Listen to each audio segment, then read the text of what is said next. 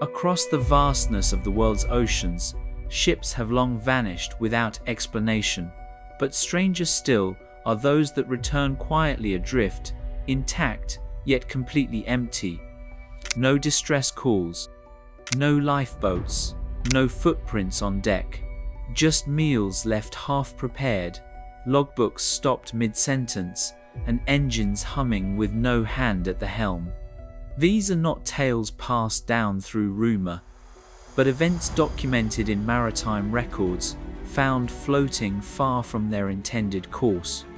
Each vessel tells of a journey interrupted, with no sign of where the people went or why they left.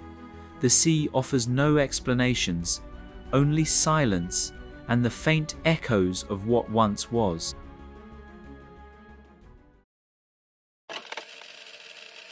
The ghost ship Mary Celeste, a journey without witness. On December 4, 1872, the brigantine Mary Celeste was found adrift in the Atlantic Ocean, approximately 400 miles east of the Azores. The crew of the British ship Dei Gratia spotted her in the early morning light. Her sails were partially set, though in poor condition. The ship was moving slowly, without a clear course. Captain David Morehouse of the Dei Gratia recognized the vessel. He had spoken with its captain, Benjamin Briggs, just days before both ships left port in New York. The Mary Celeste had departed on November 7th, bound for Genoa, Italy, carrying 1,701 barrels of industrial alcohol. She never reached her destination. The sight was strange. The sea was calm. The ship was not capsized. Morehouse ordered a small boarding party to investigate. What they found has remained one of the great maritime mysteries. There was no one on deck, no signs of struggle. The lifeboat was missing.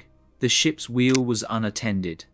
Below deck, the crew's belongings remained untouched. Meals sat half prepared. The galley was in order. Personal effects, including clothing, instruments, and the captain's cabin items, were undisturbed. But there was no crew, no passengers, no explanation. The ship's last entry in its logbook was dated November 25th. It recorded a routine position near Santa Maria Island in the Azores. The entry gave no indication of distress. Weather had been reported calm. There were no reports of storms from nearby vessels. The logbook ended without ceremony. From that point forward, silence. Captain Briggs, his wife Sarah, their 2-year-old daughter Sophia, and a crew of 7 had vanished. 10 people in total. Gone. No remains were ever found. The ship's condition did not suggest a catastrophe. It had taken on some water, but it was not sinking. The pumps appeared recently used. A makeshift sounding rod had been left nearby, indicating someone had checked the water level. The hatch covers were secure. The cargo hold remained mostly intact, though 9 barrels, those made of red oak, were later found to be empty. Red oak is more porous than white oak, often used for barrels, and this detail would later fuel theories of vapor leakage. In Gibraltar, where the Mary Celeste was brought for investigation, authorities puzzled over the case. The court convened an inquiry under the supervision of Frederick Solly Flood, the Attorney General. He suspected foul play, but no evidence of violence, piracy, or mutiny was found. The ship was seaworthy. The cargo was largely intact. The value of the alcohol remained high. No valuables had been taken. The official report offered no final explanation. Speculation began almost immediately. Some believed the crew panicked over an imagined threat, such as fumes from the leaking alcohol. They may have feared an explosion and evacuated temporarily, only for their boat to become separated from the Mary Celeste. Others suggested a seaquake or underwater volcanic activity near the Azores. Some mentioned waterspouts, known to occur in that part of the Atlantic. Another theory pointed to contaminated flour or ergot poisoning, causing hallucinations and irrational behavior. None of these ideas could be confirmed. No physical evidence was found to support them. The crew's disappearance was clean, uneventful, and complete. One unusual detail was that the ship's chronometer, sextant, and navigation book were gone. These would have been taken if the crew had left voluntarily. Yet, there was no reason to abandon the ship in such calm waters. With food stores intact and no sign of damage, Captain Briggs was experienced and conservative in judgment. He had previously commanded other voyages without incident. His wife Sarah had only joined him because he considered the journey safe. Their daughter Sophia was known to be in good health. The first mate, Albert G. Richardson, was handpicked by Briggs. The rest of the crew had no known grievances or history of disorder. There were no reports of disease or injury among them when they departed. Years later, the story of the Mary Celeste would grow in the telling. In 1884, Arthur Conan Doyle wrote a fictionalized account titled J. Habakkuk Jepson's Statement. It was published anonymously in Cornhill magazine. The story changed names and added sinister details: murder, madness, conspiracy. Many readers believed it was a true account. The fiction blurred into the facts. Newspapers reprinted Doyle's version as if it were genuine. The confusion helped turn the Mary Celeste into a cultural myth. In reality, the ship had a long and troubled history. Originally named the Amazon, it was built in Nova Scotia in 1861. Its first captain died during the maiden voyage. It struck a fishing dam and later collided with a brig in the English Channel. After running aground in 1867, it was salvaged, sold, and renamed. The renaming, some later claimed, had cursed the ship. This belief, though unsupported, clung to the story. After the Gibraltar inquiry, the Mary Celeste resumed service under different owners. It changed hands multiple times. In 1885, her final voyage ended off the coast of Haiti.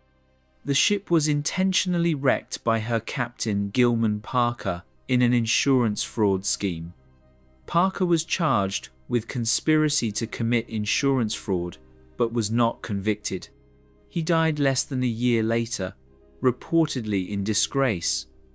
Other participants in the fraud also suffered misfortunes, adding to the ship's aura of doom. The case of the Mary Celeste has resisted explanation for over 150 years. Its uniqueness lies in the combination of facts: an intact ship, a calm sea, no signs of struggle, and a vanished crew. Unlike other ghost ships found wrecked or storm-battered, this one had simply continued without its people. It had no clear reason to be abandoned. No bodies were found, no messages left behind. It was a ship without a story, drifting slowly under its own power until found. Many theories have been proposed. None are proven. The disappearance has remained a fixed point in maritime mystery, referenced in books, documentaries, and lectures. Over time, small embellishments entered the narrative. Stories of bloodied swords, torn clothing, and unsealed food appeared. But the original records from 1872 are plain and unremarkable. They note a ship, empty but intact, drifting toward the open Atlantic. In maritime law, abandoning a seaworthy vessel without just cause is nearly unheard of. Sailors are trained to remain with their ships unless in imminent danger. The Mary Celeste had food, water, working sails, and a solid hull. If danger had existed, it left no trace. There have been other ghost ships: the MV Joyita in 1955, the SS Beichimo in 1931, the Carroll A. Deering in 1921. Each one left behind empty decks and unanswered questions. But none captured the imagination quite like the Mary Celeste. Perhaps because it was the first in an era of modern journalism. Perhaps because the mystery remains entirely unsolved. The Atlantic continues to carry ships across the same routes. The Azores still mark the midpoint between continents. But the people of the Mary Celeste were never found. Their names remain recorded, their cabins left undisturbed. Their journey stopped, not by wind or storm, but by silence. Even now, the name Mary Celeste has become shorthand for unexplained absences, for quiet disappearances, for vessels that return without explanation, for movements across oceans that begin with certainty and with nothing. The Carroll A. Deering, a silent grounding on Diamond Shoals. On January 31, 1921, the five-masted schooner Carroll A. Deering was found aground on the shallow waters of Diamond Shoals off Cape Hatteras, North Carolina. The ship stood upright, its hull battered by the surf but largely intact. Its sails were still set. From a distance, it appeared as if the crew had simply gone below for rest. But when the Coast Guard arrived aboard the cutter Manning 2 days later, they found the vessel deserted. The lifeboats were missing. The ship's log, navigation equipment, and personal belongings of the officers were gone. The crew, consisting of 10 men, had vanished without explanation. The Carroll A. Deering was a modern sailing ship for its time. Built in Bath, Maine in 1919, the schooner was designed to carry bulk cargo like coal and lumber. On its final voyage, it had been transporting a load of coal from Puerto Rico to Rio de Janeiro, Brazil. The captain originally assigned to the vessel had fallen ill shortly before departure. He was replaced by Captain W. B. Warmell, a seasoned but aging mariner. His first mate was Charles B. McClellan, a man with whom Warmell would soon have problems. After delivering the coal to Brazil, the ship departed for Portland, Maine to resupply. On the return trip north, the schooner made several sightings. On January 28th, the ship was spotted near Cape Lookout Lightship by its keeper, Captain Jacobson. Jacobson later reported that the crew aboard the Deering had acted oddly. A man with a foreign accent, whom Jacobson did not recognize as the captain, shouted through a megaphone that the vessel had lost its anchors. He asked the lightship to report this to the ship's owners in New York. Captain Warmell, known for being careful and precise, was not seen. This unusual request and the fact that the man speaking was not the captain raised concern. 2 days later, the Carroll A. Deering was found run aground on the Outer Banks of North Carolina. The Diamond Shoals are known as the graveyard of the Atlantic. Hundreds of ships have met their end on those shifting sandbars. But the Deering did not appear to have wrecked in a storm. The weather had been fair. The ship had run aground at full sail, suggesting it was under control until the very last moment. Inside the vessel, investigators noted that the galley had food prepared, as if a meal had been interrupted. Bunks were unmade. No signs of fire or violence were found.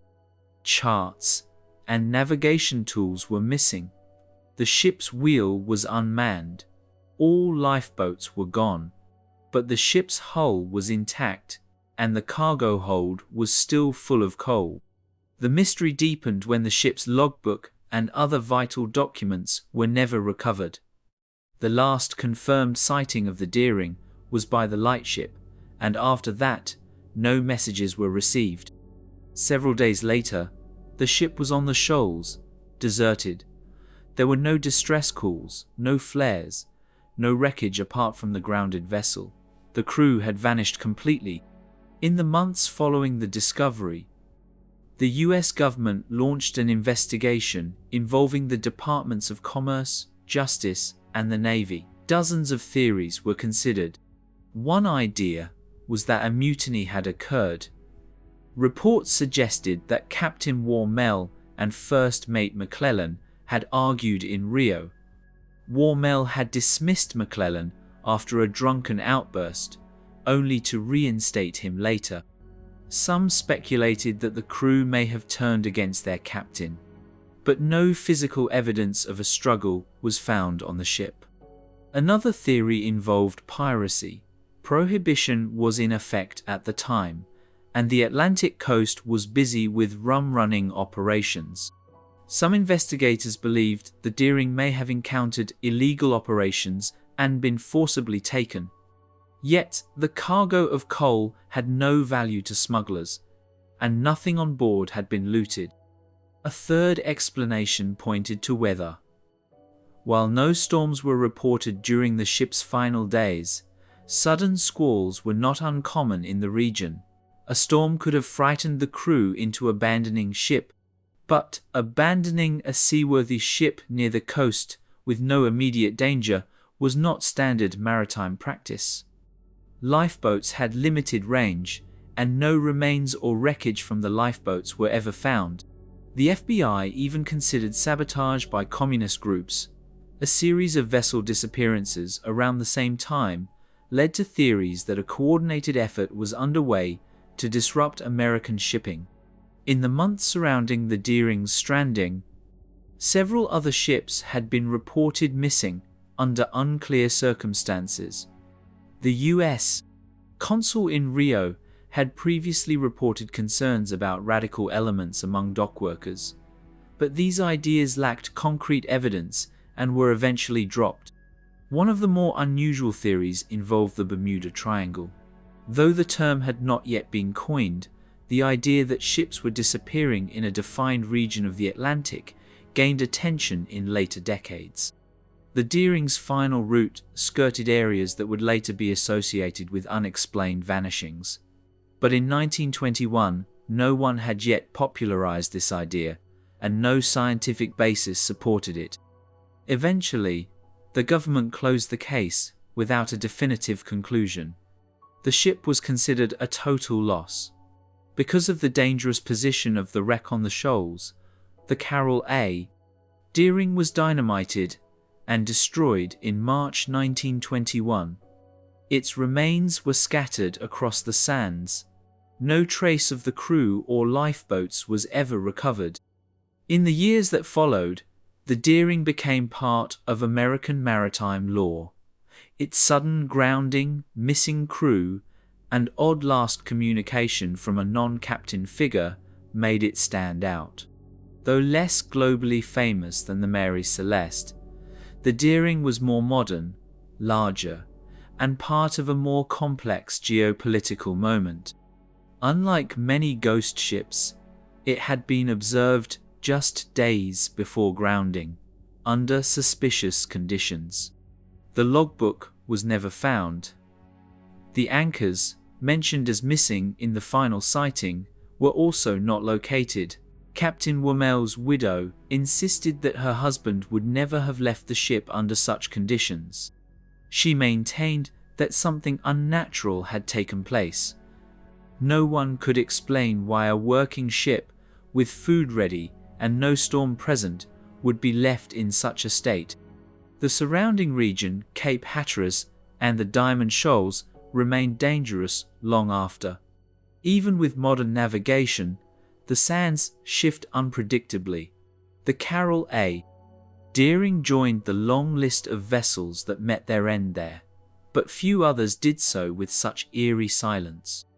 A ship found without damage, a meal abandoned, a captain not seen during the final communication, a wheel unmanned, lifeboats gone, and no word ever received.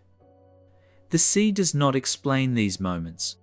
It only presents the result. The Carol A. Deering continues to appear in records and discussions. Its photographs taken from the beach show a full-rigged vessel still standing, as if waiting, as if paused. A ship meant for trade, grounded in shallow water, with no one to claim it.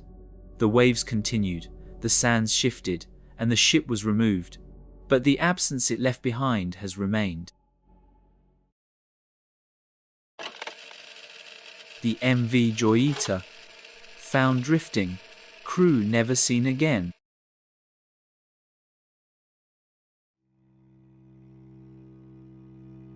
On November 10, 1955, the merchant vessel MV Joyita was discovered adrift in the South Pacific.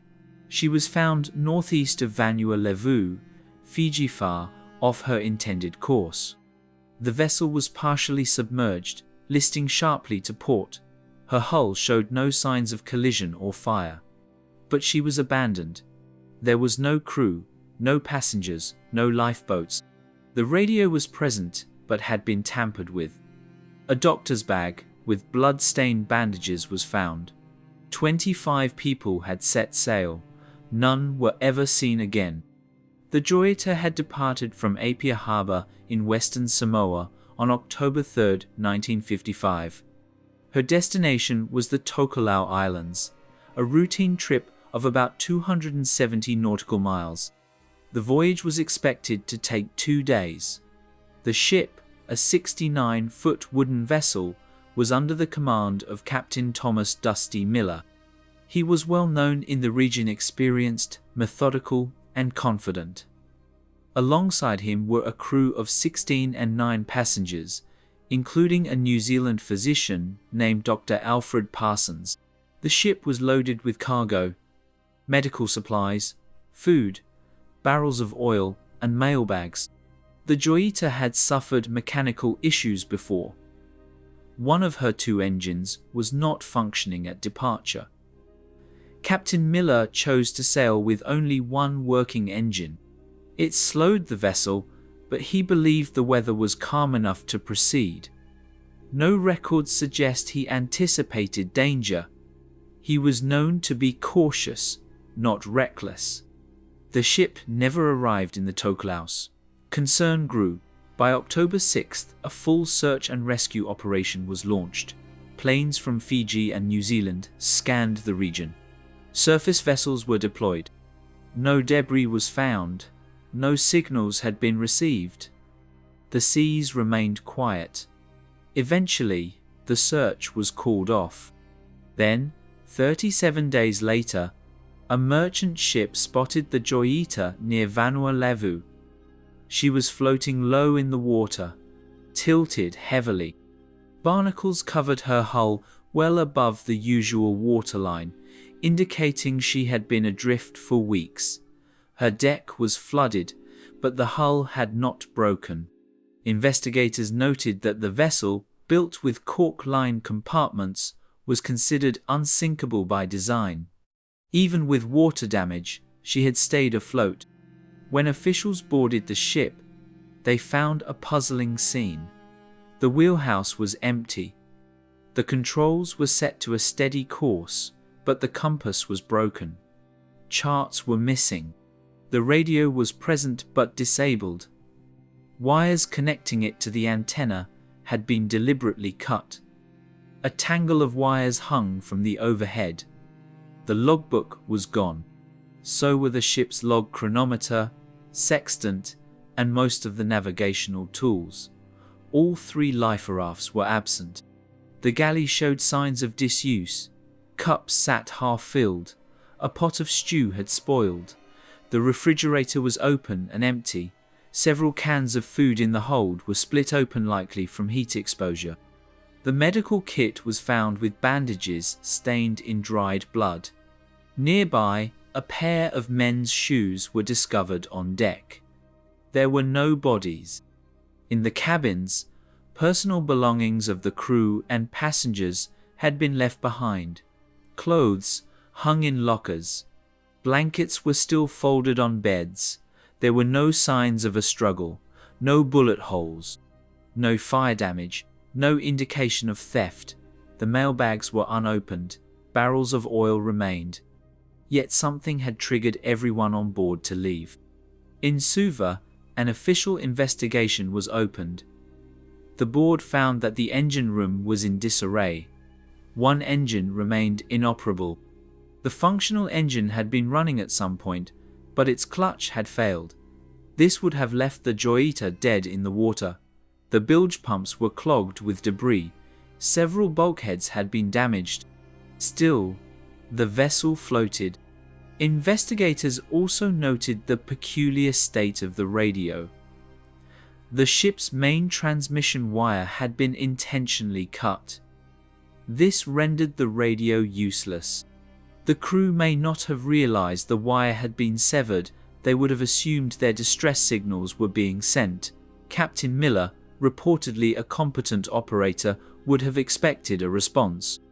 The absence of replies might have led to panic. The sea conditions on October 3rd and the days following were not extreme, but reports suggest intermittent squalls may have occurred. The ship's slow speed, due to the single engine, would have made her vulnerable to currents. It is possible she was pushed far off course, without power or communication. One theory proposed that the ship began to take on water. With a disabled bilge pump and one engine out, the crew may have feared sinking. But abandoning a vessel like the Joyita built not to sink goes against standard maritime training. Captain Miller would have been aware of her buoyancy. The decision to leave must have involved other pressures. Some suggest a medical emergency. The doctor's bag and bloody bandages imply someone had been injured. Dr. Parsons may have attempted treatment. If the injured person was the captain or radio operator, the crew may have become disoriented. Fear, combined with radio silence and mechanical failure, may have caused them to believe the ship was doomed. The missing lifeboats were never recovered. No wreckage from them was found. No bodies ever washed ashore. The Pacific currents are wide and erratic. A lifeboat leaving the Joyita in panic may have drifted into deep ocean, never seen again. The investigation offered no answers. Alternative theories emerged. Some suggested piracy, though the region was not known for it at the time. There was no missing cargo. Others believed the crew may have encountered smugglers or even foreign fishing vessels operating illegally, but the evidence was absent. No witnesses, no reports. Captain Miller's reputation was scrutinized. Friends and colleagues described him as stubborn but capable. He had survived shipwrecks before. His refusal to delay departure despite engine issues was questioned. Still, nothing in his past indicated a tendency toward poor judgment or panic. The final report of the inquiry offered a technical explanation. It cited the engine failure, disabled radio, and accumulation of water. But it could not explain the absence of bodies or why the crew chose to leave. The report's conclusion, abandonment due to fear of sinking, remained unsatisfying. After repairs, the Joyita was returned to service. But her reputation was tainted. Sailors avoided her. Owners changed frequently. By the 1960s, she was decommissioned and left to decay. Eventually, she was dismantled. Only photographs, scattered parts, and witness accounts remain.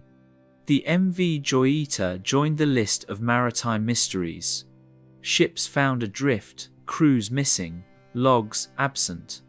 Unlike 19th century ghost ships, the Joyita had modern technology: radios, engines, navigation tools.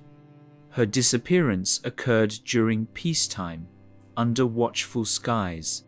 Yet, 25 people vanished. No trace, no farewell, no evidence. They left behind only silence and a vessel that refused to sink. To this day, the Joyita remains one of the Pacific's most enduring enigmas. She was built to carry people and supplies across calm waters, but instead, she returned alone, wounded, waterlogged, and mute. A ship with no witnesses. A voyage without return. The Kaz II, drifting catamaran and the vanishing crew.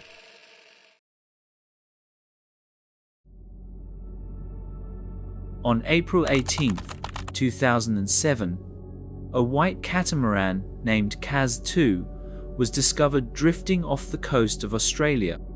The vessel was sighted near the outer edges of the Great Barrier Reef, approximately 160 kilometers off Townsville. From the air, nothing seemed wrong. The sails were up. The boat looked intact. A helicopter from the Queensland Emergency Management Office made a routine flyover after local authorities reported the yacht was overdue. It was then that the first signs of something strange appeared. The boat seemed to be circling slowly. No one was seen on deck. No radio replies came. When the rescue team boarded the next day, they found a scene that has since become one of the most puzzling maritime disappearances in recent history. Inside the Kaz II, food sat uneaten on the table. A laptop was still switched on. A newspaper dated April 15th rested beside it. One of the crew's mobile phones sat near the helm. The engine was running. Navigation systems were operational. Life jackets were accounted for. Nothing had been tampered with. But the three men who had set out, Derek Batten, 56, and brothers Peter and James Tunstead, aged 69 and 63, were gone. No sign of a struggle, no distress signal had been sent. The ship, it seemed, had been abandoned under calm conditions and for no obvious reason. The Kaz II had departed from Airlie Beach on April 15th, intending to sail north to Townsville, a journey of roughly 500 kilometers. The men, all from Perth, were described as close friends and hobbyist sailors. Derek Batten was the boat's owner and the most experienced of the three. James and Peter Tunstead were described by relatives as practical and safety-minded. They had stocked the vessel with supplies and had even undergone basic maritime training in preparation for the trip. Nothing in their planning suggested carelessness. The Kaz II was a recently purchased vessel, a 9.8-meter catamaran outfitted with modern electronics and dual engines. It had 2 radios, GPS, depth sounder, and all standard safety gear. The catamaran design gave it greater stability than single-hull boats. They had prepared their route. The weather forecast was favorable. They were in no hurry. The plan was to sail during the day, anchor overnight, and take their time along the coast. The last known communication from the Kaz II came on the afternoon of their departure. A passing vessel received a brief VHF radio message. Nothing unusual was reported, no mention of trouble or mechanical failure. Then, silence. The boat was not reported missing immediately. Only when it failed to arrive in Townsville did authorities begin to investigate. When the vessel was discovered 3 days later, it was adrift near the outer reef. The sea conditions were mild, winds had been light. Investigators were quickly dispatched. Upon boarding, they noted that the sails were partially unfurled, though one was torn. The sail damage did not appear recent. The boat's fenders were still deployed, which is uncommon once at sea. This suggested that the men may not have properly secured the vessel for sailing, or that they had been interrupted. There was no indication of flooding. The bilge pumps were functioning. The deck was tidy. The cabin door was open. There were no broken railings, no blood, no signs of forced entry. The coroner's inquest, held months later, included testimony from maritime experts, forensic analysts, and family members. The report examined each item found aboard. One key detail emerged. The yacht's GPS showed that it had traveled in slow circles for hours after losing course. No course corrections had been made. The engine, engaged during this time, had been left running without intervention. The electronic systems indicated that nobody had touched the controls since sometime on April 16th. Photos taken from the vessel's onboard camera showed the three men enjoying themselves earlier in the journey. In one image, Peter Tunstead is seen at the helm, smiling. Another shows James Tunstead fishing off the stern. Derek Batten appears relaxed, seated near the console. These photos are time-stamped within hours of the last known contact. There is no sign of stress, no indication that anything was wrong. One theory put forward by investigators was that a fishing mishap triggered a chain of events. Suppose one man, perhaps James, hooked something large and leaned too far over. He may have been pulled into the water. Another, seeing the incident, could have dived in to help. The third, attempting a rescue or dropping the sails, may have also fallen overboard. The yacht, with its engine still engaged and autopilot on, would have continued to drift. This theory was considered the most plausible, but it had problems. None of the life jackets were missing. The yacht's lifebuoy was also still in place. In a man-overboard scenario, it would be standard practice to throw flotation devices. No such attempt seemed to have been made. The missing crew's families expressed doubt about the official theory. They believed that the men were too cautious to behave so carelessly. They would not have all left the helm without securing the boat. They would not have failed to radio for help. They had safety training. Derek Batten, in particular, was known to double-check his equipment before departure. Their families pointed out that even if two men had gone overboard, the third would almost certainly have remained aboard to coordinate a rescue or call for assistance.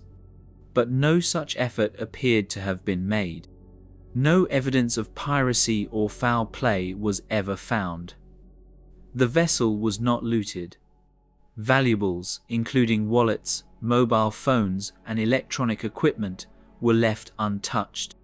Nothing suggested external interference. The surrounding waters, near the reef, were not considered dangerous in terms of criminal activity. There were no known reports of illegal vessels in the area at the time. Radar records showed no nearby traffic that could have intercepted the boat. Weather data showed light winds and scattered clouds during the voyage. No squalls, no sudden changes in pressure or visibility. The reef system can be unpredictable, but experienced sailors are generally aware of its patterns. The catamaran had no grounding damage. The hull was intact. The engines were operational. All this ruled out most environmental explanations. The Queensland coroner ultimately concluded that the men had drowned in a tragic accident, likely after one fell overboard and the others followed in a failed rescue attempt. But the case remains officially unsolved. The vessel was returned to the Batten family. The disappearance of its crew has become part of maritime history. The Cas-2's story echoes older sea mystery ships that return intact but unmanned. Unlike 19th century sailing vessels, this was a modern boat with communications, power, and GPS. Yet those systems could not prevent 3 experienced men from vanishing silently, without a single message sent. Today, the Kaz-2 is remembered for its unsettling stillness. A working boat, food untouched, coffee cooling, the door open, the sea calm, a fishing line gently dragging in the water, and nothing else. The men did not return. Their bodies were never recovered. The boat drifted onward, without explanation, without closure, without a sound.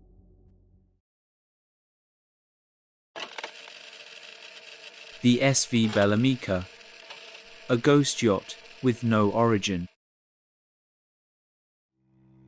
On August 24, 2006, a sleek sailing vessel was discovered adrift near Punta Volpe, on the northeastern coast of Sardinia, Italy.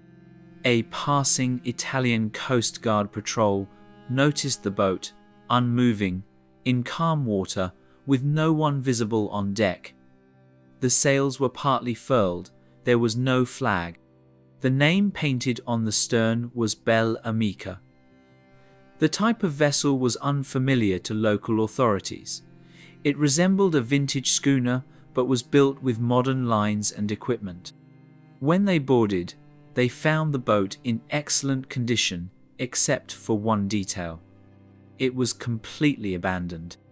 Inside the cabin, investigators found an open French-language map of North African seas, a pile of clothes, some French literature, and a half-eaten meal still on the table gave the impression that whoever had been aboard had left quickly. There were no signs of a struggle, no broken instruments, no distress beacon had been activated. The navigation equipment was working. The food in the galley was fresh. The weather had been calm in the region for days.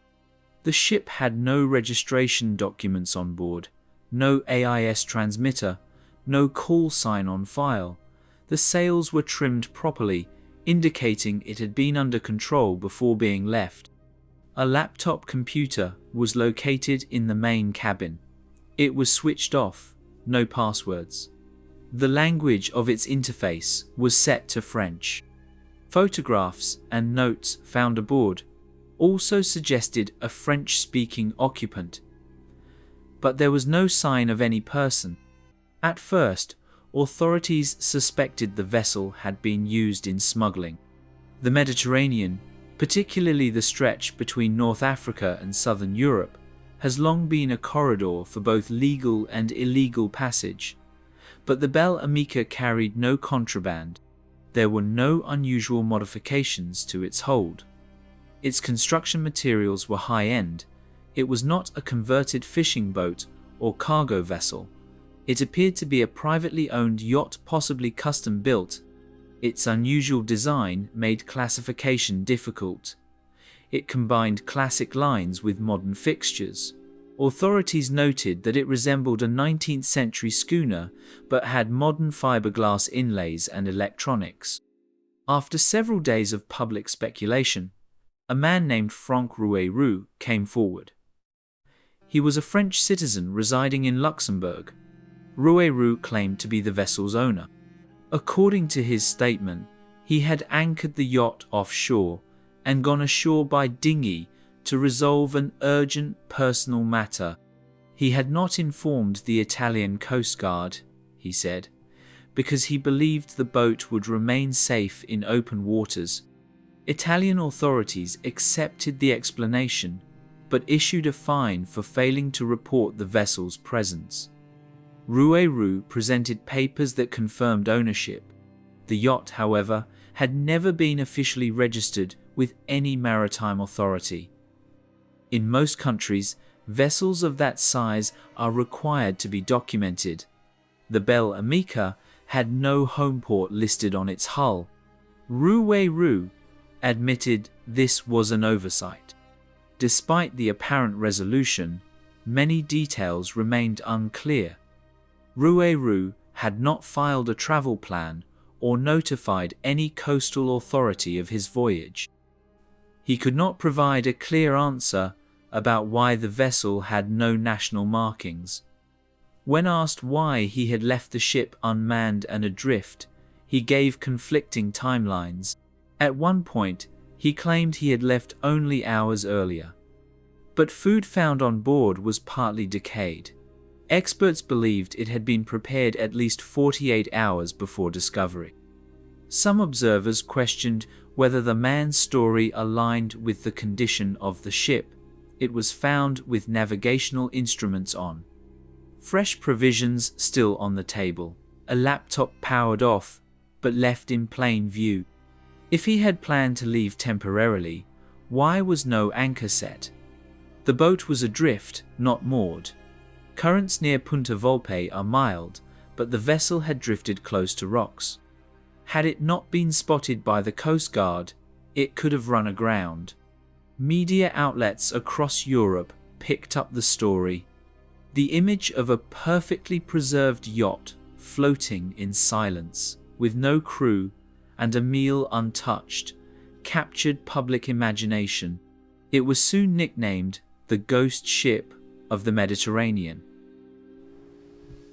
Despite official explanations, online forums and newspapers speculated on alternative possibilities. Some wondered if the ship had been used for espionage.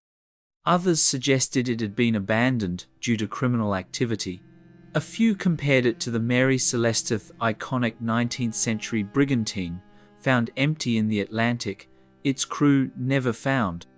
But the Bella Amica lacked some of the dramatic circumstances of older maritime mysteries. There was no sign of foul play, no suggestion of mutiny, no indications of piracy. There were no missing passengers, no reports of distress calls.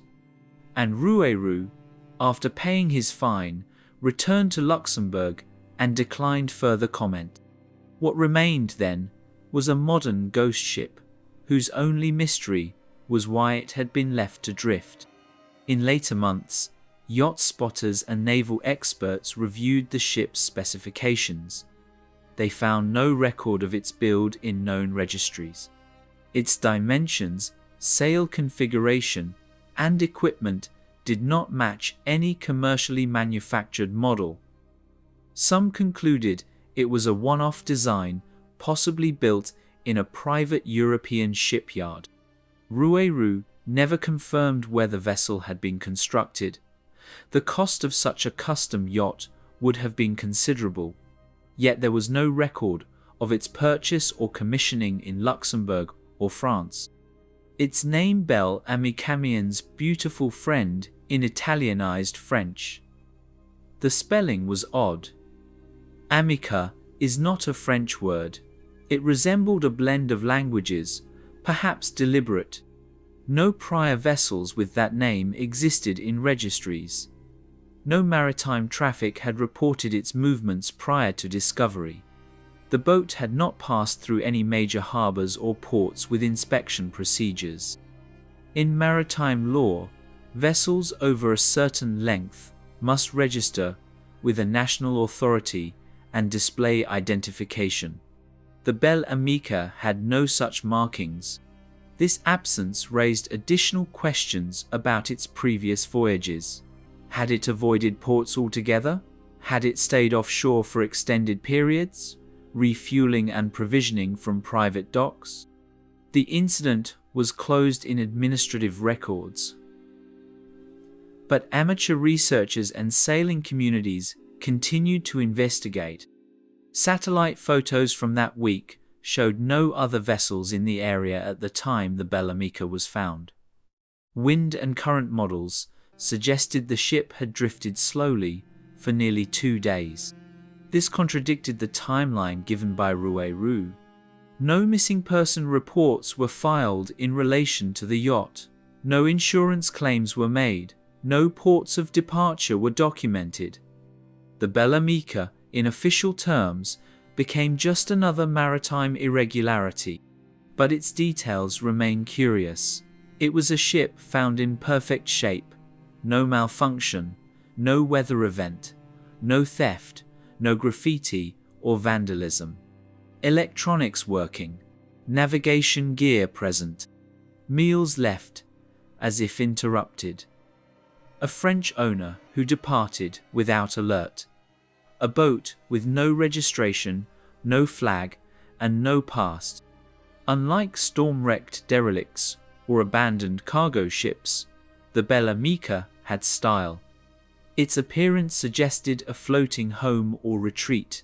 Yet the absence of evidence, when combined with the owner's vague answers, made observers uneasy. Vessels of that kind do not usually travel unmonitored. They are expensive to build, trackable by satellite, and of interest to port authorities. But the Bella Mica passed unseen until it neared land. For 2 days it floated near Sardinia's shore, sails slack, without colliding with other vessels or reefs. It was found by chance. And then it left no further trace. Years later, references to the Bella Mica continue to appear in maritime compilations and unexplained incident catalogues. It is often listed alongside better-known cases like the MV Joyita or the Kaz II, though its story is simpler. It is not marked by tragedy. No one was lost, no mayday was received. But the clean abandon, the near-perfect condition, and the silence remain unsettling. A yacht appears. A man claims ownership. The boat has no flag, no registration. A half-eaten meal sits waiting, and then the owner walks away, giving no details, and is never asked again. The sea offers few explanations for stillness. Ships like the Bella Mica are not forgotten because of what they debut, because of how quietly they do it. Not with disaster, but with absence. In a world of constant data, this vessel had none. No documents, no logs, no call sign, only drift, only discovery, only unanswered questions. The Bella Mica left no trail but for a moment. It drifted at the surface, quiet, complete, and alone. The High Aim 6, the fishing vessel that returned alone. On January 8, 2003, the Australian customs vessel MV Southern Supporter encountered a fishing boat drifting off the northwest coast of Australia, near Rowley Shoals. The vessel, named High Aim 6, showed no signs of distress. It was floating calmly in open water. Its engine was running. But when the boarding party arrived, they found no one aboard. No captain, no crew, just a fully operational longliner adrift in silence. The High Aim 6 was a Taiwanese fishing vessel registered to Taichung, Taiwan. It had last departed on December 31, 2002, from the port of Shaogang, Kaohsiung. The ship was headed toward Indonesian waters, crewed by one Taiwanese captain and a team of 11 Indonesian fishermen. Their destination was known. The route was standard. But in the second week of January, the ship was thousands of kilometers off course. What puzzled authorities was the condition of the vessel. On board, the crew's personal items remained in place. Clothes were hung neatly in quarters. Wallets, shoes, and identification documents were present. Food supplies were stocked. Fuel levels were normal. No signs of a struggle, no blood, no damage to the ship's exterior. The GPS was functioning. The navigation systems were online. One of the vessel's 2 lifeboats was missing. The other remained on its mount. Taiwanese officials were contacted. The vessel's owners had not received any distress signals. The satellite phone, though still on board, had not been used since January 2nd. The last known communication was a call placed by the captain to the ship's owners.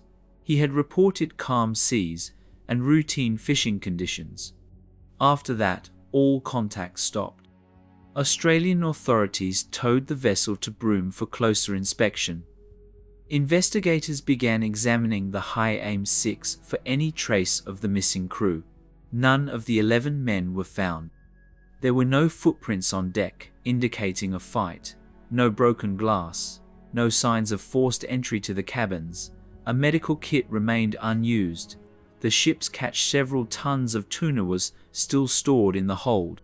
The longline gear had been deployed and was partially reeled in, as if the work had been interrupted mid-task.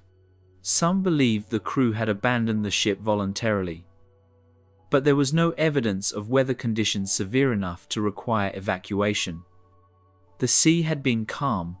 The weather reports for the area showed no cyclonic activity. Moreover, abandoning a perfectly seaworthy ship with ample supplies and a working engine made little sense. Taiwan dispatched investigators to Australia to examine the vessel. They noted that the wiring to the engine's radio antenna had been deliberately cut. This indicated that someone on board had disabled external communications. The satellite phone remained functional, but had not been used after January 2nd. Its battery was low, but not dead. Another unusual detail came from the food stores. Several packages of instant noodles were missing. In the sleeping quarters, investigators noted that one bed appeared to have been slept in more recently than the others.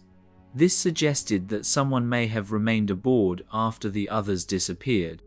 Then, in February, a breakthrough came from Indonesia. Authorities there apprehended a man named Muhammad Saeed, one of the High Aim 6's Indonesian crew members. He was found in a remote village in East Java. After questioning, he admitted to being part of the vessel's crew.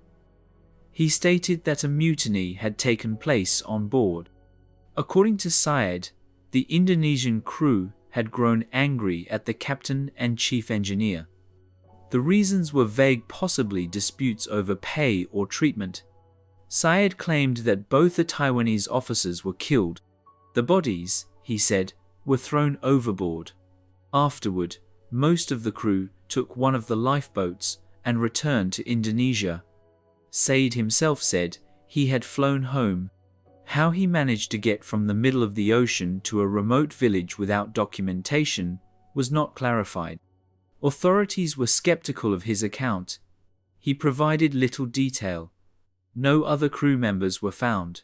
No additional confessions. No forensics on the High Aim 6 supported a violent mutiny. There were no bloodstains, no weapons found, no signs of struggle in the captain's quarters or in engineering compartments. The only physical anomaly remained the cut radio cable. The theory of mutiny persisted, but without corroborating evidence, investigators could not prove it.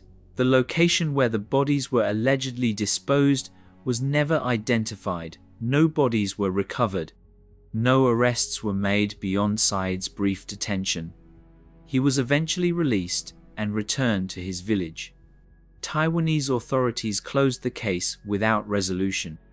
The High Aim 6 was eventually returned to Taiwan. Its owner stated that the financial loss was secondary to the mystery of what had happened to his crew.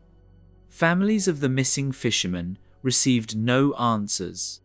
With no evidence of violence, no signs of natural disaster, and no radio calls for help, the event was filed as unexplained. Some maritime analysts proposed alternative theories. One possibility was that an accidental death, perhaps of the captain, had led to confusion and abandonment.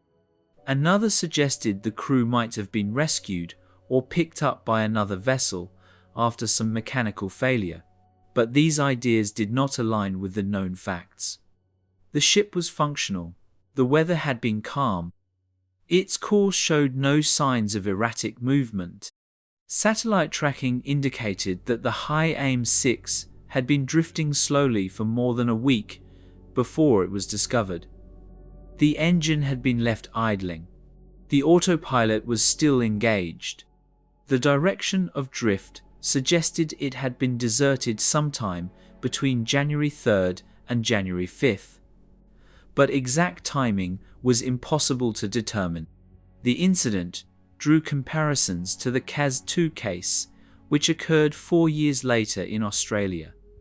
Both involved vessels found drifting in good condition, with food prepared, systems operational, and no crew. Both generated interest for their calm, clinical nature disappearances without noise or explanation. Unlike 19th century ghost ships, these modern cases lacked storm damage or pirate attacks.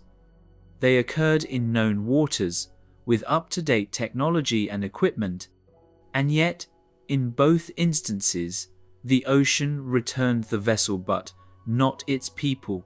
The High Aim 6 now remains a footnote in maritime records, often referenced in discussions of unexplained sea disappearances. One man claimed murder, no bodies were found, no charges filed. A fishing ship built for daily work left its last voyage without answers. Ships vanish in storms, in war, or through error. But sometimes they do not vanish. They return quietly without those who guided them. The High Aim 6 drifted ashore, holding only fuel, fish, and silence. No log entry, no final word, just drift. The Jianseng, a rusting hull with no name and no crew.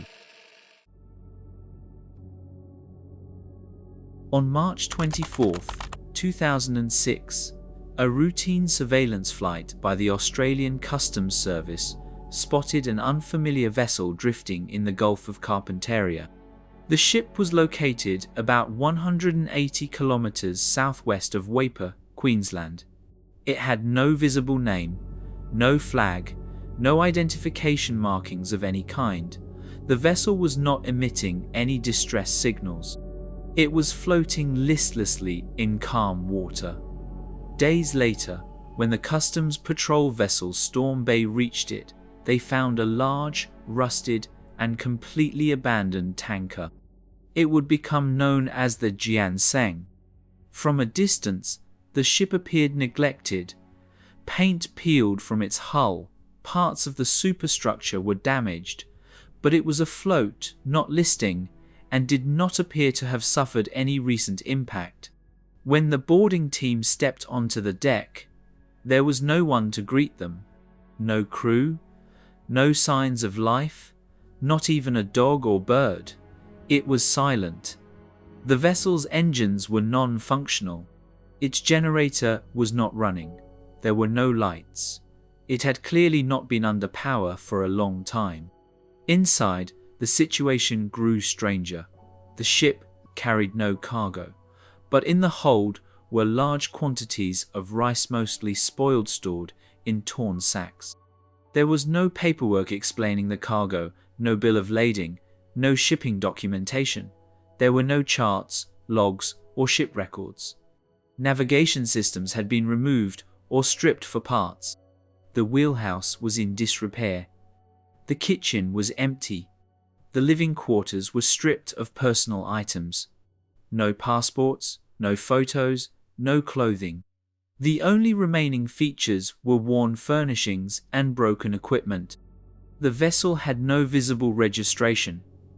It did not appear in any international maritime databases. Its IMO number had been painted over or removed. The name Jianseng was later attributed to the ship by Australian authorities, who found a faint marking on a life buoy among the scattered debris on deck. But the origin of that name could not be traced to any current or previous shipping company. There were no records of a ship with that exact configuration under that name. Australian officials towed the vessel to Weipa. There, it was examined in detail by representatives from the Australian Maritime Safety Authority, the Department of Immigration, and Australian Customs. They concluded that the ship had been adrift for weeks, possibly months. The vessel was not seaworthy. Rust had eaten through much of the hull in spots. Its electrical systems were non-functional, but the fuel tanks were full. The rice stores were consistent with supplies typically used to sustain a working crew, not cargo for trade. No evidence of foul play was discovered. There were no signs of fire, blood, or forced entry. No indication of piracy. No distress calls had been sent. Officials theorized that the vessel had been used as a resupply ship for fishing fleets operating illegally in northern Australian waters. These support ships typically carry fuel, water, and food to remote areas, enabling smaller boats to remain at sea for extended periods. When such vessels reach the end of their service life, they are sometimes abandoned. The Jianseng, it was suggested, may have broken free of a tow line while being moved to a scrapping yard in South Asia. Or perhaps it had been purposely abandoned in international waters and drifted south into Australian territory. But no one came forward to claim ownership. No shipping company admitted responsibility. No port reported it missing. It had simply arrived uninvited and unexplained. The rice cargo, though unusual, supported the theory that the vessel had been used as a provisioning ship. Several similar cases had occurred in the South China Sea and Indian Ocean. In those situations, unflagged ships had been discovered operating in remote areas without crew documentation, avoiding port inspections and often violating fishing or labor laws. But most of those ships were identified. The Jianseng remained anonymous. Despite its rust and age, the vessel was large, about 80 meters long. The hull shape and internal structure indicated it had once been a fuel tanker. The engine room had been gutted. The engine block itself was heavily corroded. Toolboxes, once mounted on the walls, were missing. Wiring was stripped in places. It was likely scavenged for valuable components before abandonment. There was no trace of when the ship had last been crewed. No notes, no maintenance records, no food packaging with legible expiry dates. The rice in the hold had begun to rot. Rats were found on board, but no domestic animals. It was unclear how long it had been drifting, though experts believed it could have been adrift for several weeks without being noticed, due to the vastness of the Gulf and the relatively low traffic in that region. After inspection, Australian authorities determined the vessel was a navigational hazard. It had no functioning lights or transponders. If left alone, it might drift into shipping lanes or run aground on the northern coastline. With no owner to contact, no flag state to assume responsibility, and no port of origin to direct it to, the decision was made to destroy it. The Jianseng was towed offshore and scuttled in deep water under controlled conditions. Its story ended without ceremony. It had carried no crew, no cargo of value, and no information. But its arrival raised larger concerns. It highlighted the existence of abandoned vessels operating outside international law. Ghost ships with no registry, working for unlisted companies, serving illegal fleets far from port. The Jianseng was not the first such vessel found in the region. In the years that followed, other similar ships would be discovered in the Indian Ocean and Western Pacific, drifting silently or run aground on remote islands. Unlike the Mary Celeste or the Kaz II, the Jianseng offered no mystery in its moment of discovery. There was no half-eaten meal, no running engine, no personal effects. But it presented a different kind of puzzlier ghost ship, not from the past, but from a shadow fleet. A rusting hull without identity, yet clearly part of an unseen network of ships operating beyond the oversight of national and maritime regulations. The incident received limited coverage in the global press. Most outlets referred to it simply as an unidentified abandoned ship, a footnote, a curiosity. But in shipping and customs circles, it prompted internal discussions. If a vessel that large could enter Australian waters unnoticed, what else had already passed through? The Jiansang drifted quietly. It made no calls. It carried no message. No one looked for it. No one claimed it. It was simply foundered, unregistered, and unwanted. It now joins a short but growing list of modern ghost ships. Unlike storm-wrecked schooners or yachts lost at sea, this was no accident. It had been abandoned by design, its final task unknown, its origin lost, its silence intentional. The ocean holds on to such thingshooks that carry no story but imply one. Ships that appear without names and vanish without records. The Jiansang left nothing behind but rust and questions. It had no beginning, no end, and no crew to ask. Only steel, drifting, until someone found it. The Beichimo, the ship that refused to sink. On October 1st, 1931, the Hudson's Bay Company cargo ship, Beichimo, became trapped in pack ice off the coast of Barrow, Alaska. The steel-hulled vessel had been on a routine trading voyage, collecting furs from Inuit trappers along the northern coast and exchanging them for supplies. The crew had encountered early sea ice while attempting to return to Vancouver. The ship was immobilized, locked in drifting sheets of ice before it could reach safety. What followed was not just a temporary delay but the beginning of a decades-long mystery. The Beichimo was a steel cargo steamer, 230 feet long, and powered by a triple expansion steam engine. Built in 1914 in Sweden under the name Ångermanälven, she was acquired by the Hudson's Bay Company in 1921 and renamed. For 10 years, she sailed the Arctic route reliably, supplying remote communities in the Canadian North and collecting trade goods. In 1931, she set off as usual. But the weather that fall came early. The freeze set in faster than expected. Once caught in the ice, the crew disembarked to wait on land, setting up a temporary camp on the ice nearby. The company evacuated most of the crew by aircraft, leaving behind a small group including the ship's captain to monitor the vessel and wait for the thaw. On October 15th, the ice shifted. The Beichimo was freed briefly, only to be caught again days later.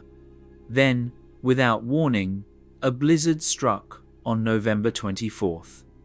When it cleared, the crew awoke to find the Beichimo gone.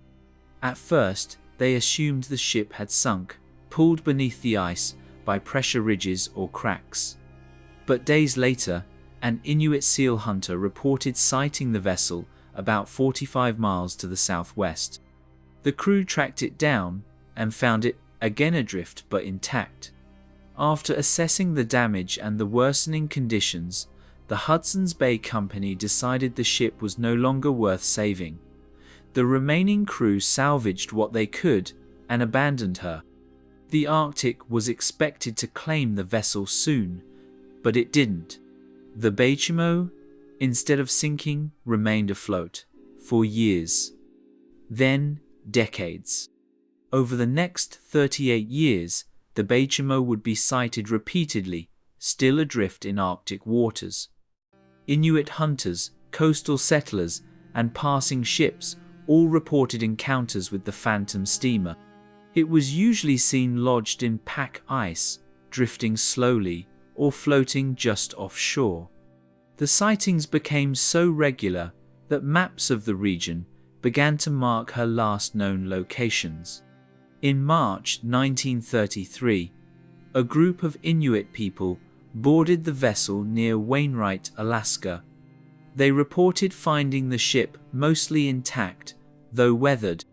The cargo holds had been emptied in earlier salvaging efforts, but the interior still contained equipment and supplies.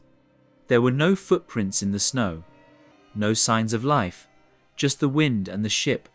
In 1939, the Alaskan government considered salvaging the Beichimo, but the project was abandoned when it was determined that the ice made such an effort too dangerous and costly. She had by then become known among locals as the ghost ship of the Arctic. Unlike other ghost ships that disappear after a single incident, the Beichimo became a long-term mystery. Her repeated reappearances gave her an eerie presence. She did not sink, she did not ground. She simply continued to exist unmanned and unclaimed, drifting through ice-choked waters, never truly lost. In 1940, she was spotted again near the Beaufort Sea. In 1962, she was seen 160 kilometers west of Point Barrow. Each time, the vessel had drifted to a new location. No human footprints ever accompanied these sightings. No signs of maintenance. Her superstructure was gradually decaying, her deck stripped by weather, but her hull remained intact. In 1969, she was seen for the last time, frozen in ice near the Beaufort Sea. After that, no further confirmed sightings were recorded. No wreckage was found, no parts were recovered. It was assumed that, after nearly 40 years of drifting, she had finally succumbed to the ice and weather, disappearing beneath the Arctic surface. But no wreck has been discovered to confirm it. The Beichimo's prolonged survival defied expectations. Ships are not built to endure decades of freezing temperatures without human care. Ice pressure usually breaks apart hulls. Corrosion from salt water eats away at steel. Yet, the Beichimo remained. Speculations about her resilience varied. Some suggested her specific design and hull shape allowed her to ride ice rather than be crushed by it. Others believed the ship's regular entrapment in ice actually insulated her from the worst waves and storms. But no one could explain how she managed to avoid grounding or breaking apart. In later decades, maritime historians took interest in the ship. Expeditions were considered to find her remains. In 2006, the Alaskan government launched a project to locate the wreck. The Department of Natural Resources requested public assistance, asking pilots, hunters, and ships to report any possible sightings. But nothing came of the effort. The Beichimo is one of the few ghost ships whose disappearance was gradual and publicly witnessed. Her story unfolded over decades, witnessed by hundreds of people. She did not vanish in a storm or after a single tragedy. She simply drifted, visible but unreachable, appearing at irregular intervals before fading again into sea and fog. There were no disappearances aboard her, no mutiny, no unknown cargo. Just a vessel rendered unusable and then forgotten. She was never looted, never claimed by pirates. Her engine remained silent. Her crew moved on. And the ship, left to the ice, became something else entirely, an unmoored presence, moving quietly through one of the most remote corners of the world. The Beichimo is not like the Mary Celeste, where mystery comes from absence, nor like the Kaz-2, where modern technology failed to prevent vanishing. The Beichimo was never missing. It was always out there, somewhere drifting just beyond reach, moving slowly between currents, lost only in the sense that no one knew what to do with it. It never sank. No gravesite has been found. The Arctic, in its quiet way, may still hold her, encased in ice, unseen beneath a frozen shelf. Or perhaps she was crushed, quietly, under pressure during a thaw. Perhaps she lies beneath layers of sea and snow, her steel rusting in slow silence. What remains is a record of sightings, a log of confirmed encounters, a set of photographs showing a ship no one owned moving from one patch of ice to another. A ghost, not because it vanished, but because it refused to die. The Bachimo became a permanent guest of the Arctic, unbothered, unguided, and unstopped. Not haunted, not cursed, just forgotten and drifting.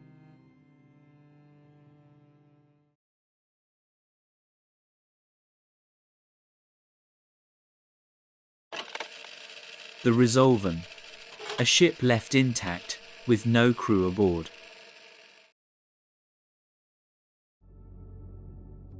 On August 29, 1884, the Royal Navy gunboat Mallard was patrolling the Labrador Sea when its crew sighted a small brig drifting slowly through calm waters. The vessel was the Resolven, a Canadian merchant ship registered in New Brunswick. Her sails were loosely hanging, her rigging slack, but she was not damaged. She had not run aground. The sea was still. Yet there was no one on deck. No response to the gunboat's signal. No sign of life at all. The Mallard dispatched a boarding party. What they found surprised them. The Resolven appeared perfectly seaworthy. Her cargo was intact. The galley was stocked with provisions. The crew's personal effects, clothes, tobacco, pipes remained in their quarters. Charts were laid out on the navigation table. A kettle of water sat on the stove, as if someone had left it only moments earlier. But the captain, officers, and crew, 7 people in total, were gone. There were no signs of violence, no blood, no overturned furniture, no broken masts or torn sails. One of the ship's lifeboats was missing. The other remained securely fastened to the deck. But there was no indication of a panic or sudden emergency. Everything was in place, except the people. The Resolven had departed from Quebec earlier that month, carrying a cargo of timber and bound for Bathurst, New Brunswick. Her captain, known to be an experienced sailor, had made the coastal run many times before. The route passed along the northern coast of Newfoundland and then into the Gulf of St. Lawrence. It was a route that included fog, variable weather, and icebergs, but was not considered especially hazardous in late summer. When the Mallard discovered the vessel, the sea was calm and visibility was good. The boarding party noted that the ship was only lightly damaged, minor scuffs on the hull, possibly from drifting ice, but nothing that would warrant abandonment. Her masts were upright. The sails, though untidy, had not been shredded by storms. The main hold was dry. The bilge pumps were functional. No distress flag had been raised. The gunboat's commander ordered that the vessel be towed into harbour. It was brought to the nearest port, where British and Canadian officials began an inquiry. The Resolven was inspected carefully. The logbook was missing. So was the ship's chronometer and sextant. But there were no signs of theft. The vessel's cargo, valued at the time, had not been disturbed. No valuables had been taken from the officers' cabins. No food had been looted. The investigators found that the stove in the galley had been recently used. There were biscuits on a plate. A partially completed log was later found, water damaged, in the chart room. It contained the last entry from 2 days earlier. The entry did not mention bad weather or mechanical problems, just a routine report of position and wind. If the crew had left the ship in one of its lifeboats, they had done so calmly. The ship had not been abandoned in haste. There were no signs of a scuffle or emergency. No sails had been dropped. No anchor was deployed. The helm was not lashed. The ship had simply been left to drift. Weather records showed no storms in the region at the time. A few light fog banks had moved through. The water temperature was cold, but not freezing. If the crew had abandoned ship, their lifeboat should have been spotted. But no survivors were ever located. No bodies were found. No overturned boats washed ashore. Local newspapers picked up the story. One paper referred to it as a silent departure. Another compared it to the Mary Celeste, whose crew had vanished under similarly undramatic circumstances just over a decade earlier. But the Resolven did not capture the public imagination in the same way. Its story was smaller, its vessel less famous. The case was quietly closed, listed as an unsolved abandonment. Maritime theorists proposed a few ideas. One suggestion was that the ship had struck a small iceberg or submerged object, causing the captain to fear imminent sinking. But the Resolven was dry. There was no sign of damage below the waterline. The pumps had not been activated. Another theory proposed that a sudden wave or collision had swept crew members overboard, but there was no evidence of trauma on deck. Some speculated that carbon monoxide poisoning or toxic fumes may have incapacitated the crew, but the ship's stove burned coal, and no signs of soot or malfunction were found. Others mentioned the possibility of a mutiny, but there was no evidence of conflict or disorder. The missing lifeboat may have suggested that the crew had simply left, believing the ship would not remain afloat. But why abandon a sound vessel in calm seas? The most plausible theory offered at the time was ice-related fear. The ship may have become briefly trapped in floating pack ice or damaged in a way the captain believed was more serious than it appeared. If they believed the hull had been breached or that rescue was imminent from a nearby ship, they might have taken to the lifeboat. But that would not explain why the log and navigational tools were missing, nor why there was no sign of distress. And it would not explain why the crew vanished without a trace. Later, maritime logs recorded no claims from the Resolven's missing crew, no messages in bottles, no sightings, no survivors.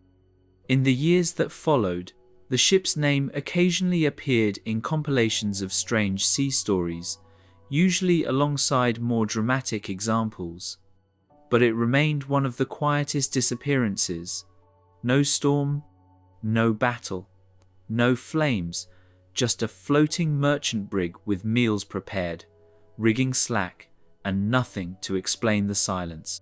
The ship was eventually sold and returned to service under another name. It continued to sail for several more years before being decommissioned. But the mystery of August 1884 was never revisited by authorities. There were no inquests, no tribunals, no findings of fault.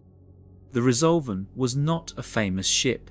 It carried no gold, no diplomats, no secret cargo. It was just a small merchant brig with a simple route and a vanished crew. But in the history of ghost ships, it stands out for how little was wrong. It did not burn. It did not sink. It was not looted. It did not drift far from land. And yet, 7 men stepped off it into the unknown, never to return. In a sea filled with catastrophe, the Resolven left behind only normalcy and absence. A ship waiting for instructions, decks in order, provisions packed, wind at its back, but no voices, no hands, no destination. The Zebrina, a schooner found ashore without its crew. On October 17, 1917, the British sailing barge Zebrina was discovered aground on the coast of France, near the town of Rosal Point in the department of Manche. The ship had drifted ashore with her sails still set. There were no signs of damage. The hull was intact, The cargo, mostly coal, was untouched, but the crew, all 5 members, was missing. They were never seen again. The Sabrina was a 3-masted schooner built in 1873 in Whitstable, England. By 1917, she was primarily used for short cross-channel trips, transporting coal and other cargo between English and French ports. She had left the port of Falmouth on October 15th, bound for Saint-Brieuc in Brittany. The weather was mild. The voyage was expected to last just a few days. She never reached her destination. When French authorities boarded the ship after it ran aground, they found the cabins neat and orderly. Meals had been eaten. The captain's quarters contained his papers, charts, and personal effects. There were no signs of panic. The decks were clean. The lifeboat was missing. The ship had apparently continued on course under the influence of wind and current after being abandoned. The tide had carried her to shore, where she gently grounded in shallow water. The mystery was immediate. The Sabrina had not been caught in a storm. No nearby ships had reported distress signals. The coast was peaceful. There were no marks of collision, no bullet holes, no fire. The only thing missing was the crew. World War I was ongoing. The waters of the English Channel and western France were known to be patrolled by German U-boats. The war had already claimed hundreds of merchant ships, many sunk without warning.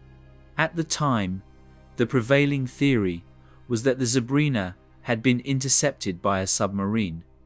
The crew, it was suggested, had been taken aboard the German vessel, and the ship left adrift. This theory explained the absence of the crew and the intact condition of the vessel, but it had problems. German naval records released after the war showed no record of a U-boat encounter with the Sabrina. Submarine commanders were required to document all interactions with civilian vessels, especially those in which a crew was taken aboard. No mention of the ship or its crew appeared in the logs of any U-boat operating in the area during that time period. The ship was not listed as having been attacked or captured. Another issue with the submarine theory was the cargo. The Sabrina was transporting coal, not a valuable wartime commodity at the time, and not a strategic military shipment. There was little reason to seize the crew or scuttle the ship. And if the crew had been ordered off the vessel, why leave the ship entirely under sail, rather than scuttle it or sink it with charges? Standard German procedure for contraband cargo involved placing explosives aboard or opening the seacocks to flood the hull. None of that was done. The Sabrina was found dry and upright.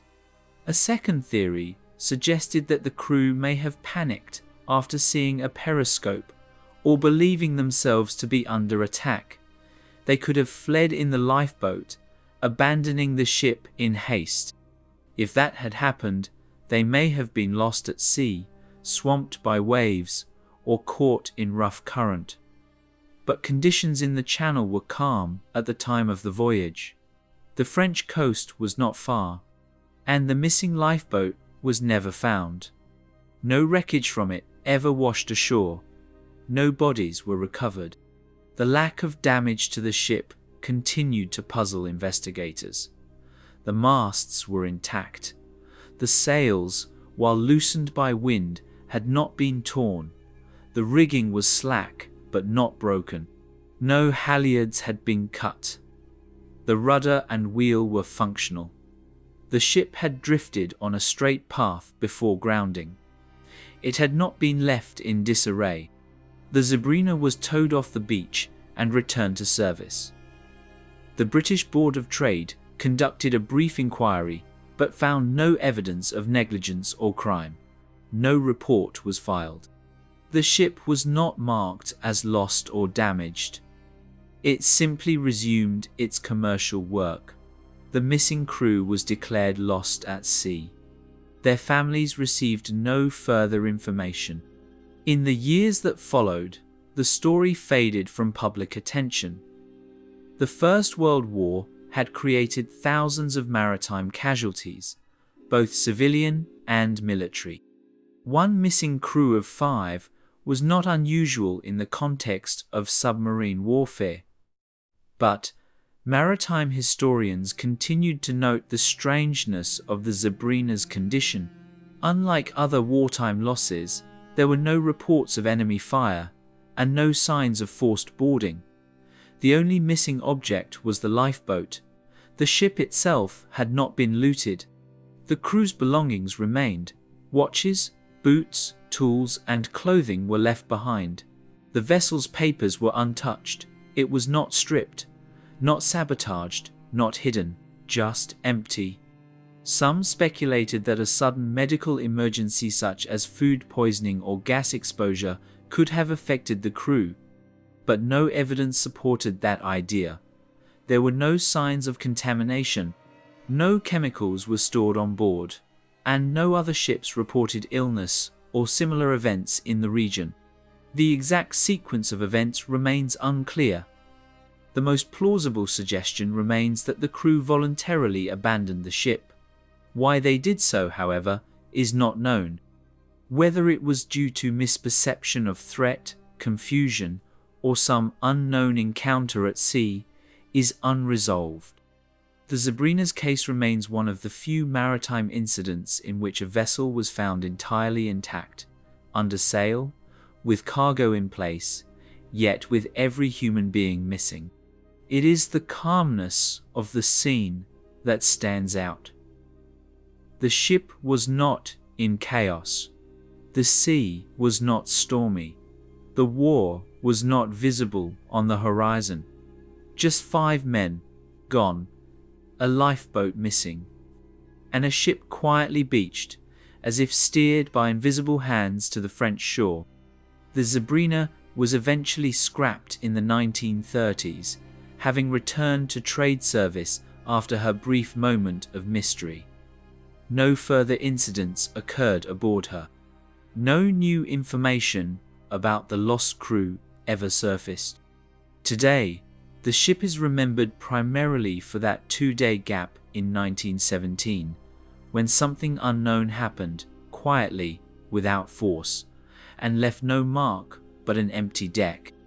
It remains a minor footnote in the long list of ghost ships, but one of the few that carried nothing unusual, no strange cargo, no malfunction, no warship on the horizon, only silence, and a gentle drift to shore. The SV Lunatic, the solo sailor who vanished without alarm. In November 2017, the SV Lunatic, a 36-foot sailing yacht, was found drifting near the coast of Sri Lanka. The boat appeared well maintained. Its sails were down. The hull bore no damage. The name on the stern Lunatic was painted in black letters above a Croatian flag. Local fishermen noticed the drifting vessel first and alerted the Sri Lankan Navy. When boarding crews arrived, they found the boat empty. There were no signs of distress. The logbook remained on the chart table. Personal belongings were still arranged in the cabin. The single crew member, a Croatian sailor named Đure Turk, was missing. Đure Turk was not unknown in sailing circles. A retired shipbuilder and seasoned sailor from Slovenia, formerly part of Yugoslavia, had spent decades at sea. He was experienced, meticulous, and committed to solo navigation. By 2017, he was 72 years old. He had already completed several long-distance voyages and had written books about his sailing experiences. His boat, the Lunatic, was home-built, constructed primarily of wood and fiberglass, and had been used for transoceanic passages since the early 1990s. Turk's goal on this final voyage was to circumnavigate the globe solo and non-stop, without the use of a motor, relying only on sails and self-steering. He had set out from New Zealand in December 2007 and was last heard from on January 1, 2009. On that day, he transmitted a brief radio message to another vessel, stating that he was 1,000 nautical miles off the west coast of Australia. He reported good weather, no technical issues, and his usual calm tone. It was the last time anyone heard from him. For months after his last message, there was silence.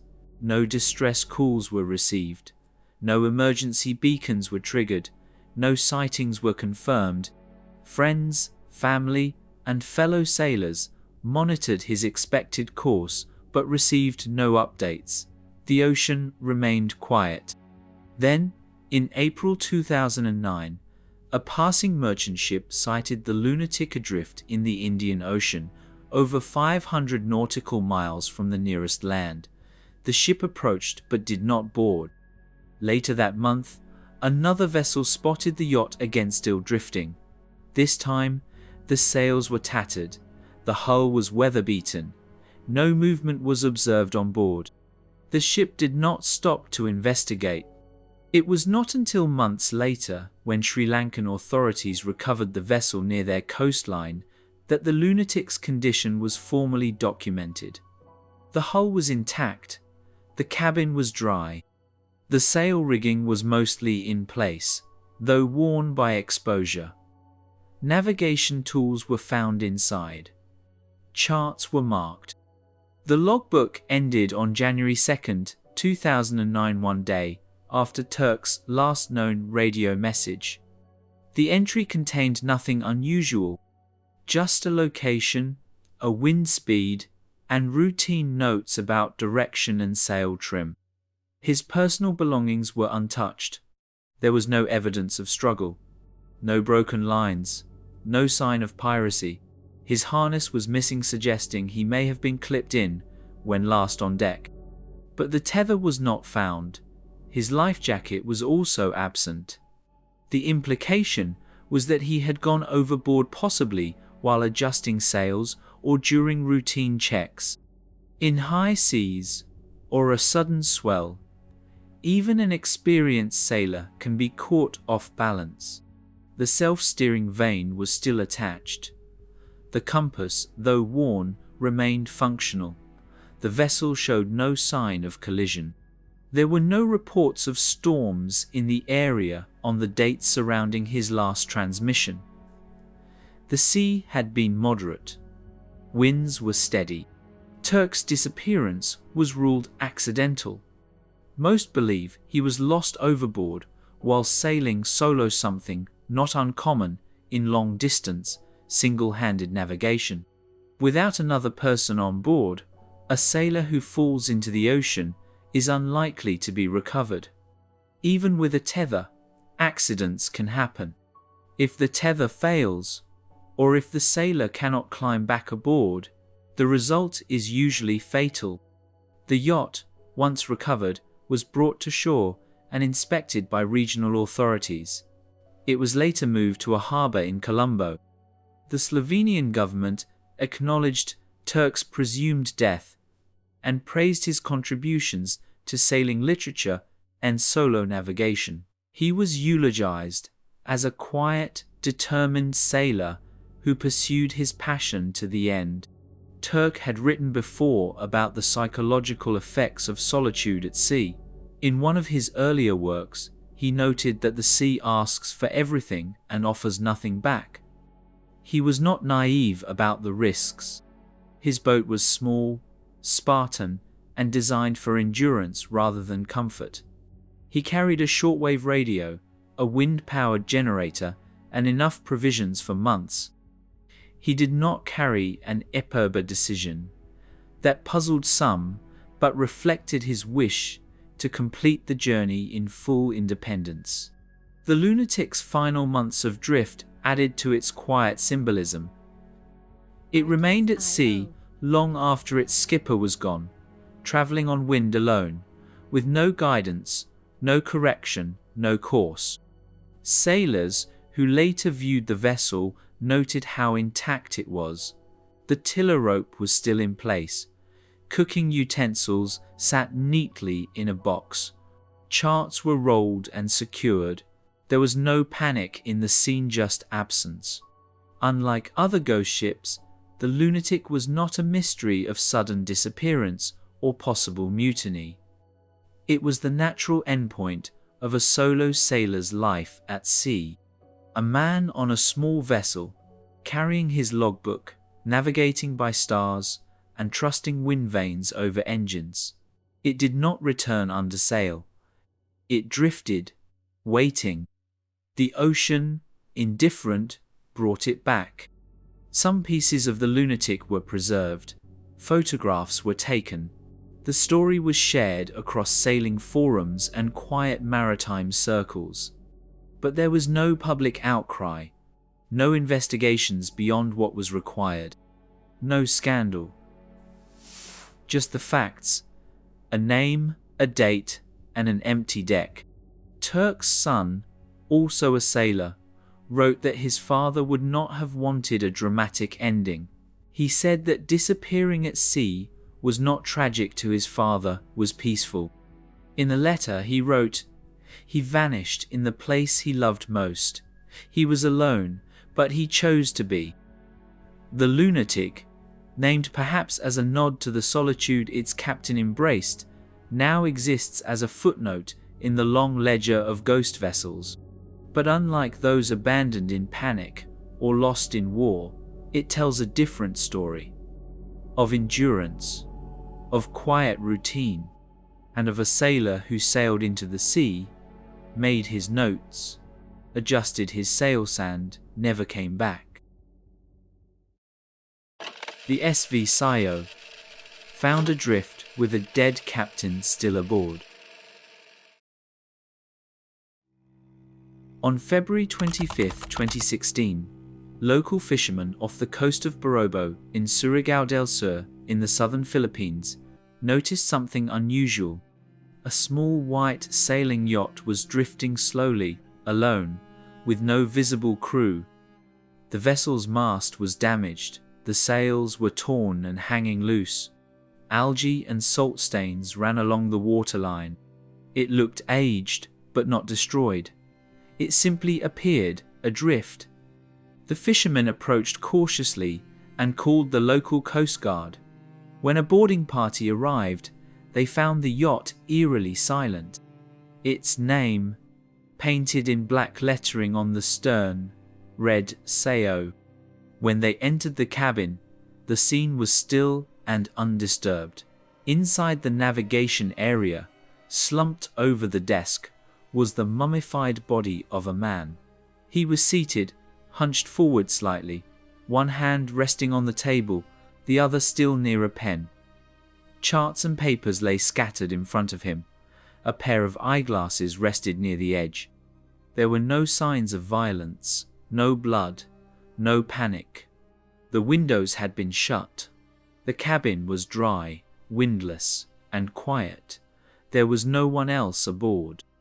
The man was soon identified as Manfred Fritz Bajorat, a 59-year-old solo sailor from Germany. Documents, including his passport and boat registration, confirmed his identity. Personal belongings remained intact. Cash was untouched. A satellite phone sat on a shelf, its battery long dead. In the galley, cans of food and supplies were still stored neatly. Nothing appeared ransacked or disturbed. No forced entry, no sign of others. Just one man, long dead, still aboard his boat. Bajorat was well known in sailing circles, particularly among long-distance cruisers. He had spent decades at sea, often living aboard full-time, sailing between ports in Europe, the Caribbean, and Southeast Asia. His vessel, the Sayo, was a 13-meter Jeanneau Sun Magic 44-an ocean-capable yacht, designed for endurance and comfort. Built in France, this class of vessel was widely used for long offshore voyages. Bajorat had made extensive modifications over the years. Extra solar panels, reinforced rigging, redundant steering systems, and updated communications. He had converted it into a self-sustaining, floating home. In his earlier years, Bajorat had sailed with his wife Claudia. Together they had completed multiple transatlantic crossings. They eventually separated, and Claudia later died of cancer. According to a letter found on board, Bajorat still grieved her loss deeply. The letter, handwritten and dated in 2010, was a private message of farewell. It read in part, "30 years we were together on the same path. Then the power of the demons was stronger than your will. You're gone." Though written years before his death, it revealed something of the solitude he had carried with him. In the final months of his life, Bajorat had remained mostly off-grid. His last confirmed contact was believed to be in mid-2015, though reports varied. Some sources suggested he had emailed friends from the Indian Ocean. Others believed he had docked in port in Mauritius or Papua New Guinea. What is known is that by late 2015, he had left harbour for a new leg of his journey. No one heard from him after that. When the Sayo was found, Bajorat's body had already undergone partial mummification. Forensic investigators noted that the cabin's dry, salty conditions helped preserve the body unusually well. With the windows sealed and tropical sun filtering in, the air inside became dehydrated. This slowed decomposition. Unlike in colder or more humid environments, there were few insects. The body, seated in the same position for weeks, possibly months, remained largely intact. Authorities initially opened a death investigation. The unusual appearance of the remains led to public speculation. Photographs of the scene were leaked to international press. Some early headlines speculated about pirates or a violent incident at sea. But forensic analysis quickly ruled out foul play. There were no signs of trauma or injury, no broken bones, no blood, no signs of a struggle. The most likely cause was naturally either a heart attack or stroke. He had likely died instantly while seated. The navigation logbook ended abruptly. The final entry was dated early 2016. It contained standard notes, coordinates, wind speed, headings, nothing out of the ordinary. The vessel's location, at the time of discovery, was hundreds of miles off course, suggesting it had been drifting for some time. The sails were torn, likely from storms. The mast was partially broken, possibly damaged after Bajorat's death. With no one at the helm and no automated steering engaged, the boat had wandered aimlessly through the Philippine Sea, carried slowly by current and wind. The Filipino authorities towed the vessel ashore. An autopsy was conducted at a local facility. German consular officials assisted in arranging the repatriation of Bajorat's remains. The final report confirmed natural causes. Toxicology tests showed no poisoning. There were no substances in the cabin to suggest suicide or exposure. The conclusion was quiet. A sailor died alone, while doing what he had done for most of his life. In the sailing community, Bajorat's death resonated deeply. Forums and discussion groups shared memories of encounters in harbors and marinas. Many remembered him as soft-spoken, practical, and solitary, a man who had chosen the sea as his home, who asked little of others and left little behind. He had never sought attention. His final voyage, like many before it, had been made without fanfare. He simply departed. Unlike other so-called ghost ships, where entire crews vanish or lifeboats are lowered in panic, the Sayo was a quiet exception. The vessel returned with its occupant, Nothing was missing. Nothing was rearranged. There was no uncertainty about what had happened. Only a long silence before the boat was seen again. Solo sailors accept risk as part of their routine. The ocean is vast, weather changes without notice, and help is often thousands of miles away. Many long-distance cruisers carry emergency beacons, but not all do. Bajarat had a satellite phone, but no EPIRB was found aboard. Perhaps he had once carried one and let it expire. Or perhaps he accepted that he would one day not return. As his son later said in an interview, "My father died the way he lived at sea, alone, on his own terms." The Sayo was briefly held by port authorities before being released. Its final fate is unknown. It was considered too weathered for resale and too personal for display.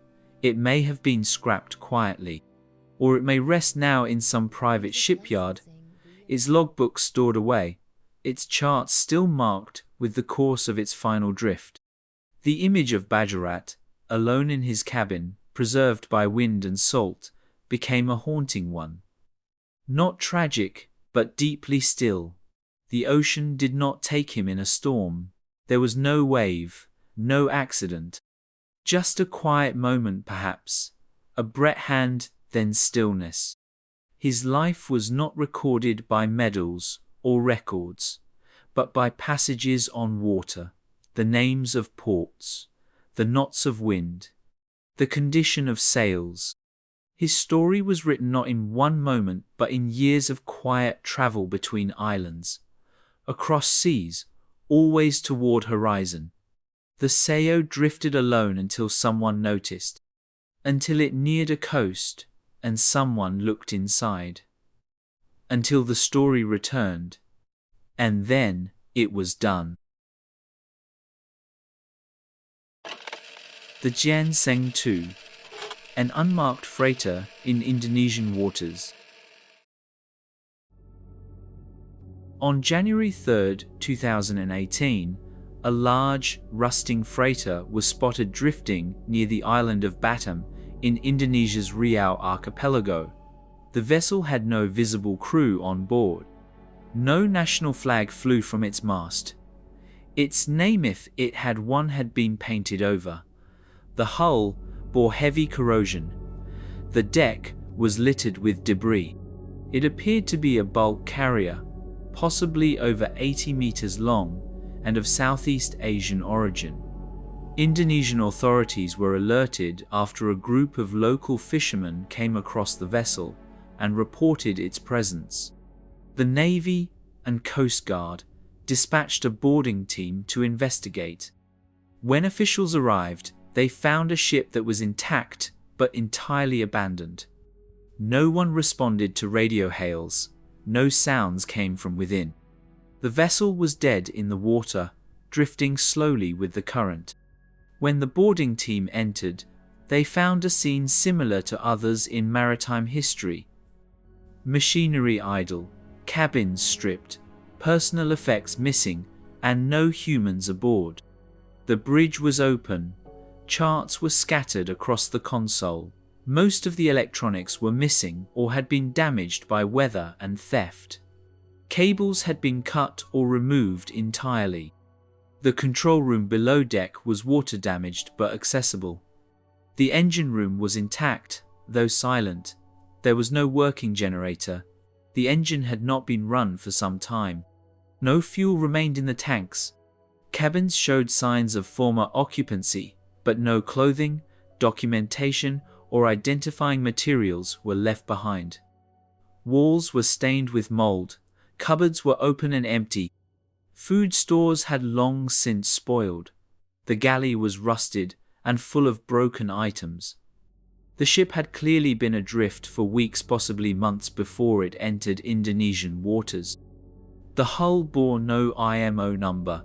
This made tracking its origin nearly impossible.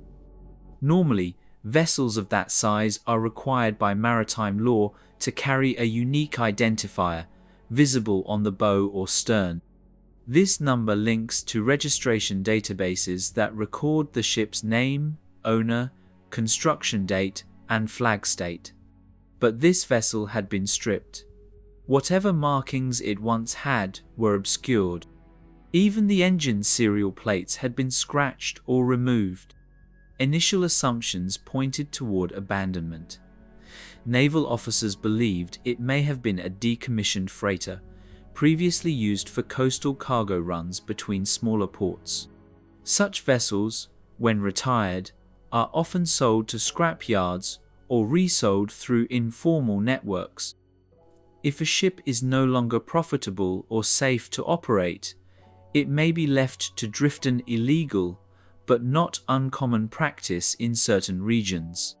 Some suspected the vessel might have been a ghost ship from the unregulated shipping fleets that operate in Southeast Asia. These fleets are often linked to illegal fishing or smuggling operations. A ship may be used to support such activities, refueling trawlers, transporting unregistered catch, or moving illicit goods. Once no longer useful, the ship is sometimes stripped for salvageable materials and cast adrift, effectively abandoned. There were signs that this might have been the case. The hull had been modified in several places. Weld marks on the deck suggested the previous installation of removable fuel tanks. The hold, when inspected, was empty but showed evidence of previous use for non-standard cargo. No records were found, no crew manifests, no bills of lading. The only items discovered were old ropes, corroded chains, and fragments of tarpaulin. The Indonesian authorities began to refer to the vessel informally as Gianseng II, drawing a comparison to the earlier case of the Gianseng, a ghost ship found adrift off the coast of northern Australia in 2006. Like its predecessor, this vessel had no name, no crew, and no documentation. It had simply appeared drifting, silent, without a past or future. Speculation grew. Some maritime analysts proposed that the ship may have broken free from a towing line while en route to a scrapping yard in South Asia. Old ships, especially those deemed unfit for active service, are often towed long distances to Bangladesh or India for dismantling. But to tow a vessel without proper identifiers is a violation of international shipping laws. There were no tugboats in the vicinity. No recent reports of lost tows had been filed with maritime authorities. Another theory suggested that the vessel had been used as a floating base for unlicensed fishing fleets. The South China Sea and the surrounding waters of the Coral Triangle are home to a network of such fleets, which often operate far beyond national regulations. Ships in these fleets are routinely swapped, renamed, repainted, or abandoned entirely to avoid fines or enforcement. The absence of identity markers on the Gianseng II would be consistent with this behavior. A third theory, less grounded but often discussed in the maritime world, proposed that the ship may have been intentionally abandoned in deep water by its operators and allowed to drift into Indonesian territory. This tactic is occasionally employed to rid fleets of unwanted tonnage without paying port fees or scrapping costs. The hope is that the vessel will disappear or sink unnoticed. But currents can carry such ships for weeks before they encounter populated shores.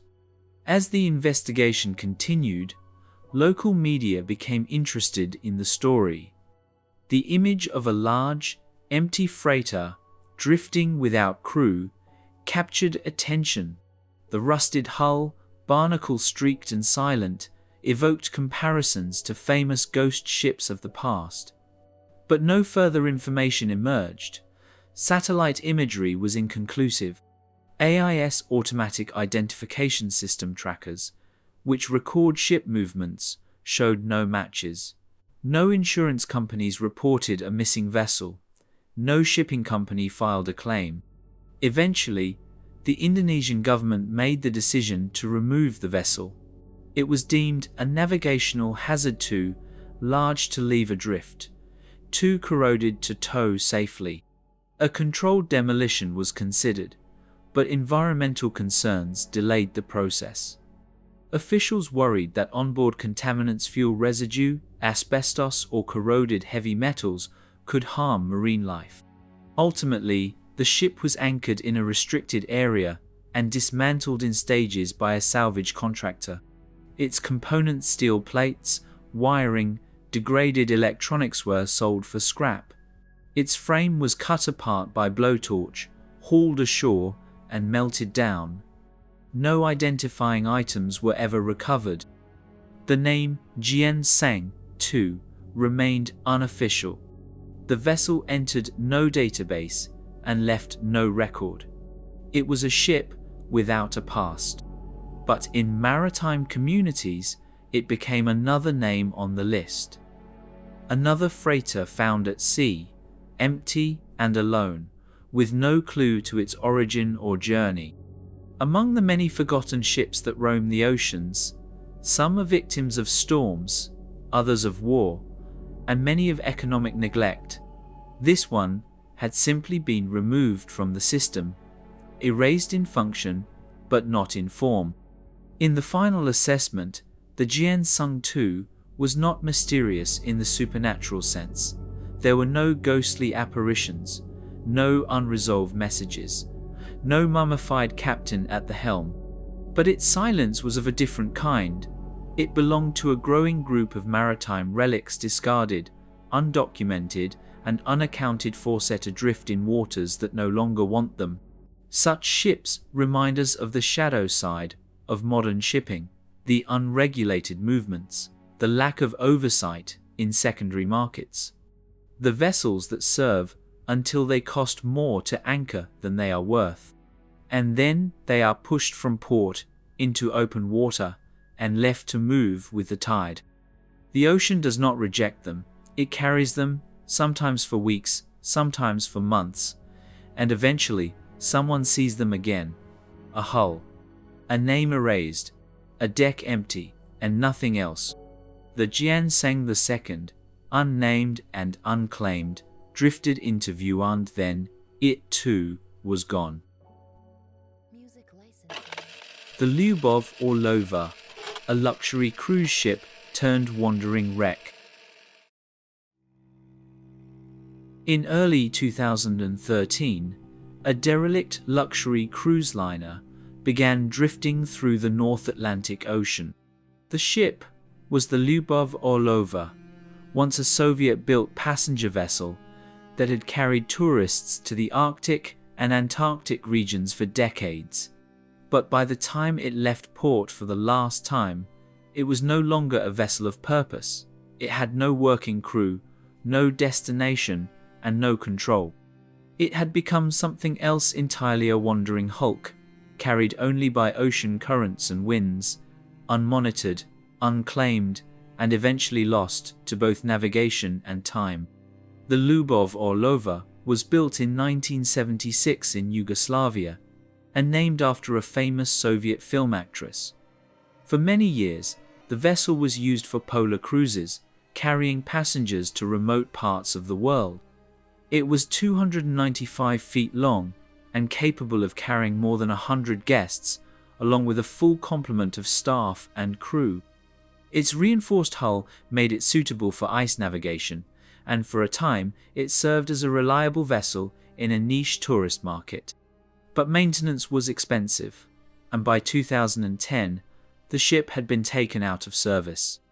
After falling into disrepair, the Lyubov Orlova was impounded in the port of St. John's, Newfoundland, due to unpaid debts. Crew members were stranded aboard for months until they were repatriated. The ship sat at anchor for nearly 2 years, rusting and inactive, while court disputes and ownership transfers delayed its fate. Eventually, it was sold for scrap. The plan was simple: tow the vessel to the Dominican Republic, where it would be dismantled. On January 23, 2013, the tugboat Charlene Hunt was assigned to move the ship out of Canadian waters. Weather conditions were poor. Within 24 hours, as the convoy entered open ocean, the tow line snapped. The ship was set adrift. The tug's crew was unable to reattach the line in worsening weather. The Lyubov Orlova floated away into the fog, unpowered and unmanned. At first, Canadian authorities monitored the situation. There was concern the vessel might drift back toward land and run aground. Transport Canada allowed it to continue drifting eastward, under the assumption that it would be carried into international waters and eventually sink. Days passed. Then weeks. The Lyubov Orlova was not seen again by official vessels. On February 4th, a signal was picked up from one of the ship's emergency position indicating radio beacons EPIRBs. It had been activated not by human hands, but automatically, likely triggered by contact with water. This meant part of the ship had begun to flood. But the signal lasted only briefly. It then disappeared. Another EPIB signal was received on February 23rd. This one came from a different location, further east. Again, it was brief. Again, there was no follow-up. These transmissions suggested that the ship had not sunk entirely. Parts of it were still above water, or at least they had been. After that, there were no more signals. Satellite imagery showed no confirmed sightings. Maritime patrols in the North Atlantic spotted nothing unusual. The vastness of the ocean and the absence of a working transponder made locating the vessel nearly impossible. Oceanographers suggested it may have drifted toward the coast of Ireland or Scotland, or perhaps south toward the Azores. The currents in that region are complex. The ship could have wandered in nearly any direction. The story attracted international media attention. Headlines began to appear: ghost ship drifts toward Europe, unmanned cruise liner on the loose, ship of rats at sea. Some reports speculated that the ship was infested with rodents, surviving by cannibalism. These claims were based more on imagination than evidence. But the tone was consistent. A vessel had escaped its fate, and now no one knew where it was. Despite the attention, no government took responsibility. Canada had allowed the ship to drift. The Dominican Republic never accepted delivery. The ship had no working systems. It emitted no signal. There was no crew to assist in navigation, no power to control movement. The ocean carried it, but no one knew where. Maritime safety officials considered it a hazard. If the Lyubov Orlova remained afloat, it could threaten other vessels. At nearly 300 feet in length, a collision could be catastrophic. But tracking it proved impossible. Satellite monitoring in the open ocean is limited by resolution and frequency. No aircraft or ships reported visual contact. Radar pings from commercial vessels turned up nothing. The ship became a rumor, a headline, and then a footnote. No wreckage washed ashore. No life rafts or debris were found. The most likely outcome, according to maritime analysts, was that the vessel eventually sank somewhere in the North Atlantic. Without ballast, rudder control, or functioning pumps, it would have taken on water slowly. Structural corrosion, already advanced from years of neglect, would have accelerated once the hull was exposed to wave action. A rogue wave, a prolonged storm, or ice could have contributed to the end. But no one witnessed it. In the years following, the Lyubov Orlova continued to appear in articles, books, and maritime discussions. It joined the small group of known ships that have vanished while adrift, beyond all rescue and outside all command. It was never located. Its final coordinates were never confirmed. The last signal it ever sent came from hundreds of miles off the Irish coast. After that, it was gone. It was not the first ship to disappear this way, but it was one of the largest modern vessels to go missing without people, without fire, and without pursuit. There were no pirates, no war, no explosion, just silence. The ship was neither ancient nor legendary. It had no mystical reputation. It was built in the Cold War, used for tourism, and eventually sold for scrap.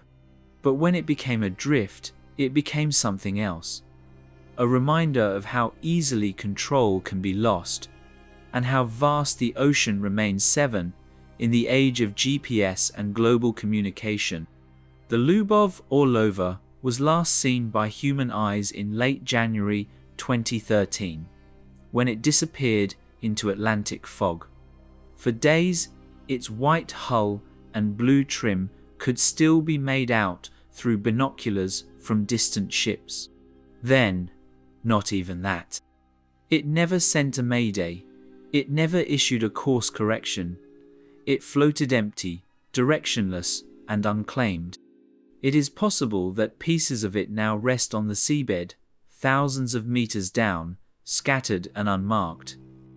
It is possible that parts of the hull remain intact, preserved by cold and pressure. But no salvage mission has been launched. No signal has reappeared. Some believe it may yet be afloat. In theory, its airtight compartments and reinforced hull could keep it buoyant for years. There are historical precedent ships that drifted for decades after abandonment. But without propulsion, any such survival would be passive, silent, and eventually final. Among ghost ships, the Lyubov Orlova is not the most mysterious, but it is one of the most modern. It was large, steel, and built with radar and radio. But in the end, those things did not save it. The ocean ignored its systems. The fog closed in, and then the records ended. Its absence tells a story no less powerful than a discovery. A ship that did not burn, did not sink by storm, did not collide. It simply left and did not return. There are no plaques, no wrecks to visit, no closure, only water, and the quiet space where it once was.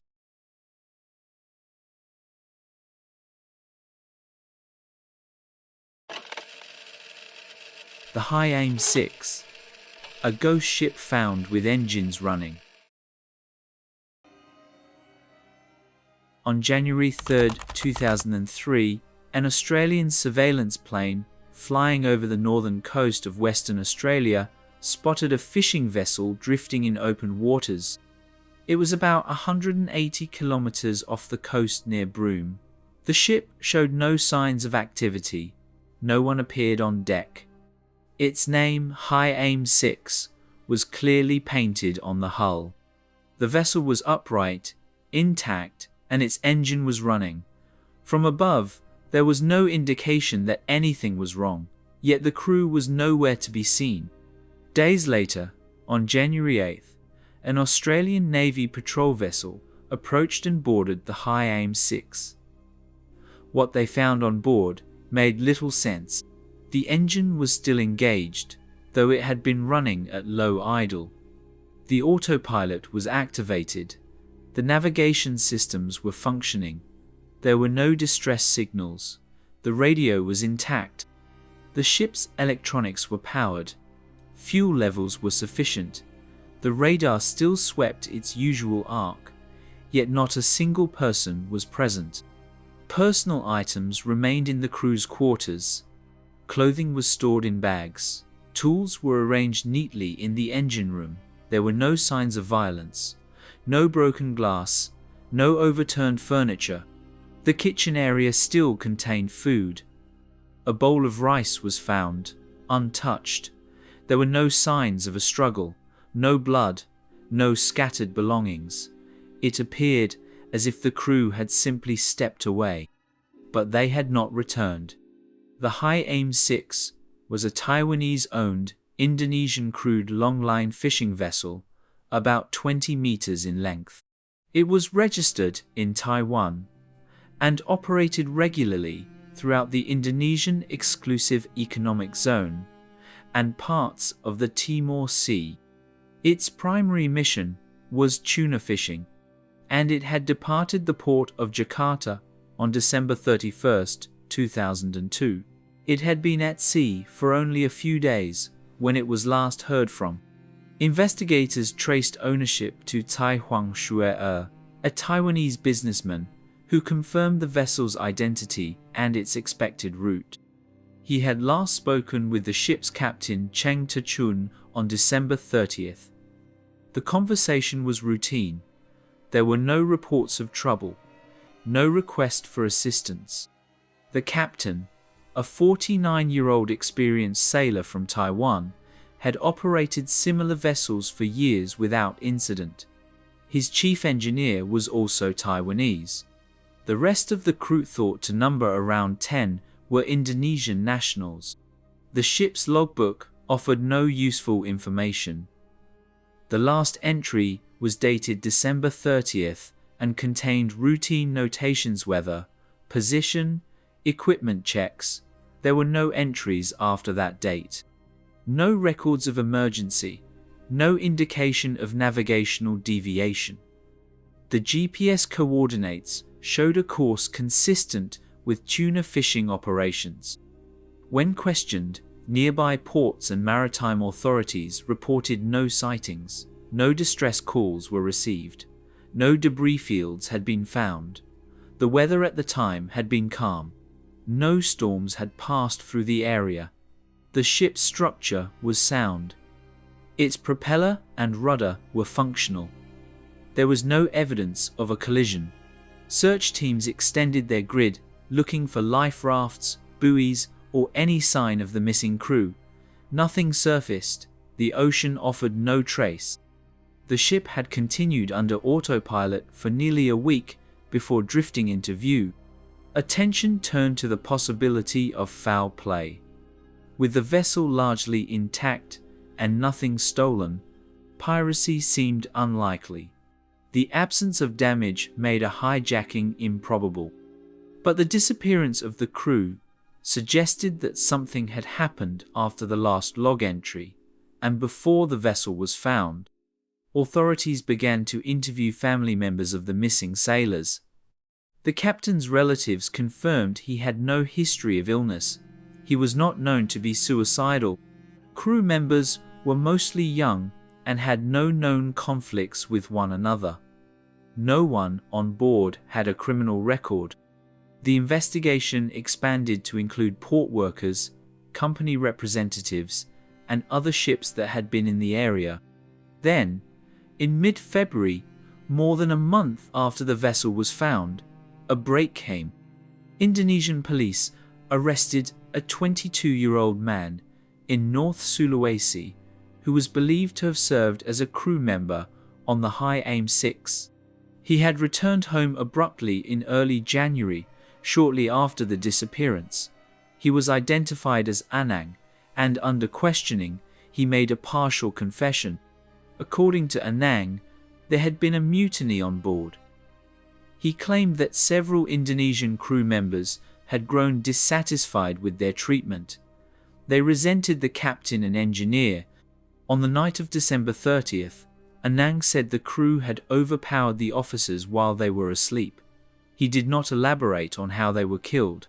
He claimed the bodies were dumped into the sea.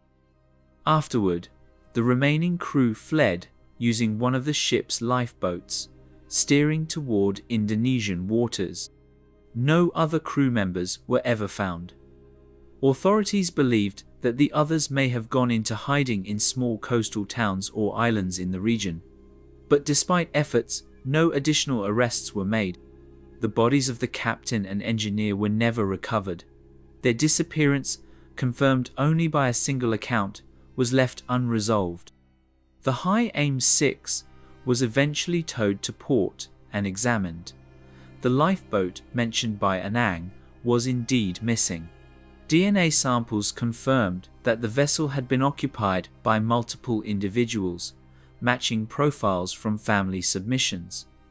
But without more witnesses, the mutiny theory remained speculative. Anang's account lacked detail. He refused to name accomplices. He did not explain why the crew abandoned a functioning ship and chose to flee without supplies or money. Several maritime analysts proposed alternate possibilities. One theory suggested a breakdown in communication or panic after an accident. Another proposed that a fight had erupted over pay or conditions. Others pointed out that desertion was not uncommon among underpaid fishing crews. But none of these theories explained why the ship had been left running, fully operational, with no effort to disable it. The case remained open for years. The High Aim 6 became known as one of the most well-documented modern ghost ships. It was not centuries old, it was not a myth.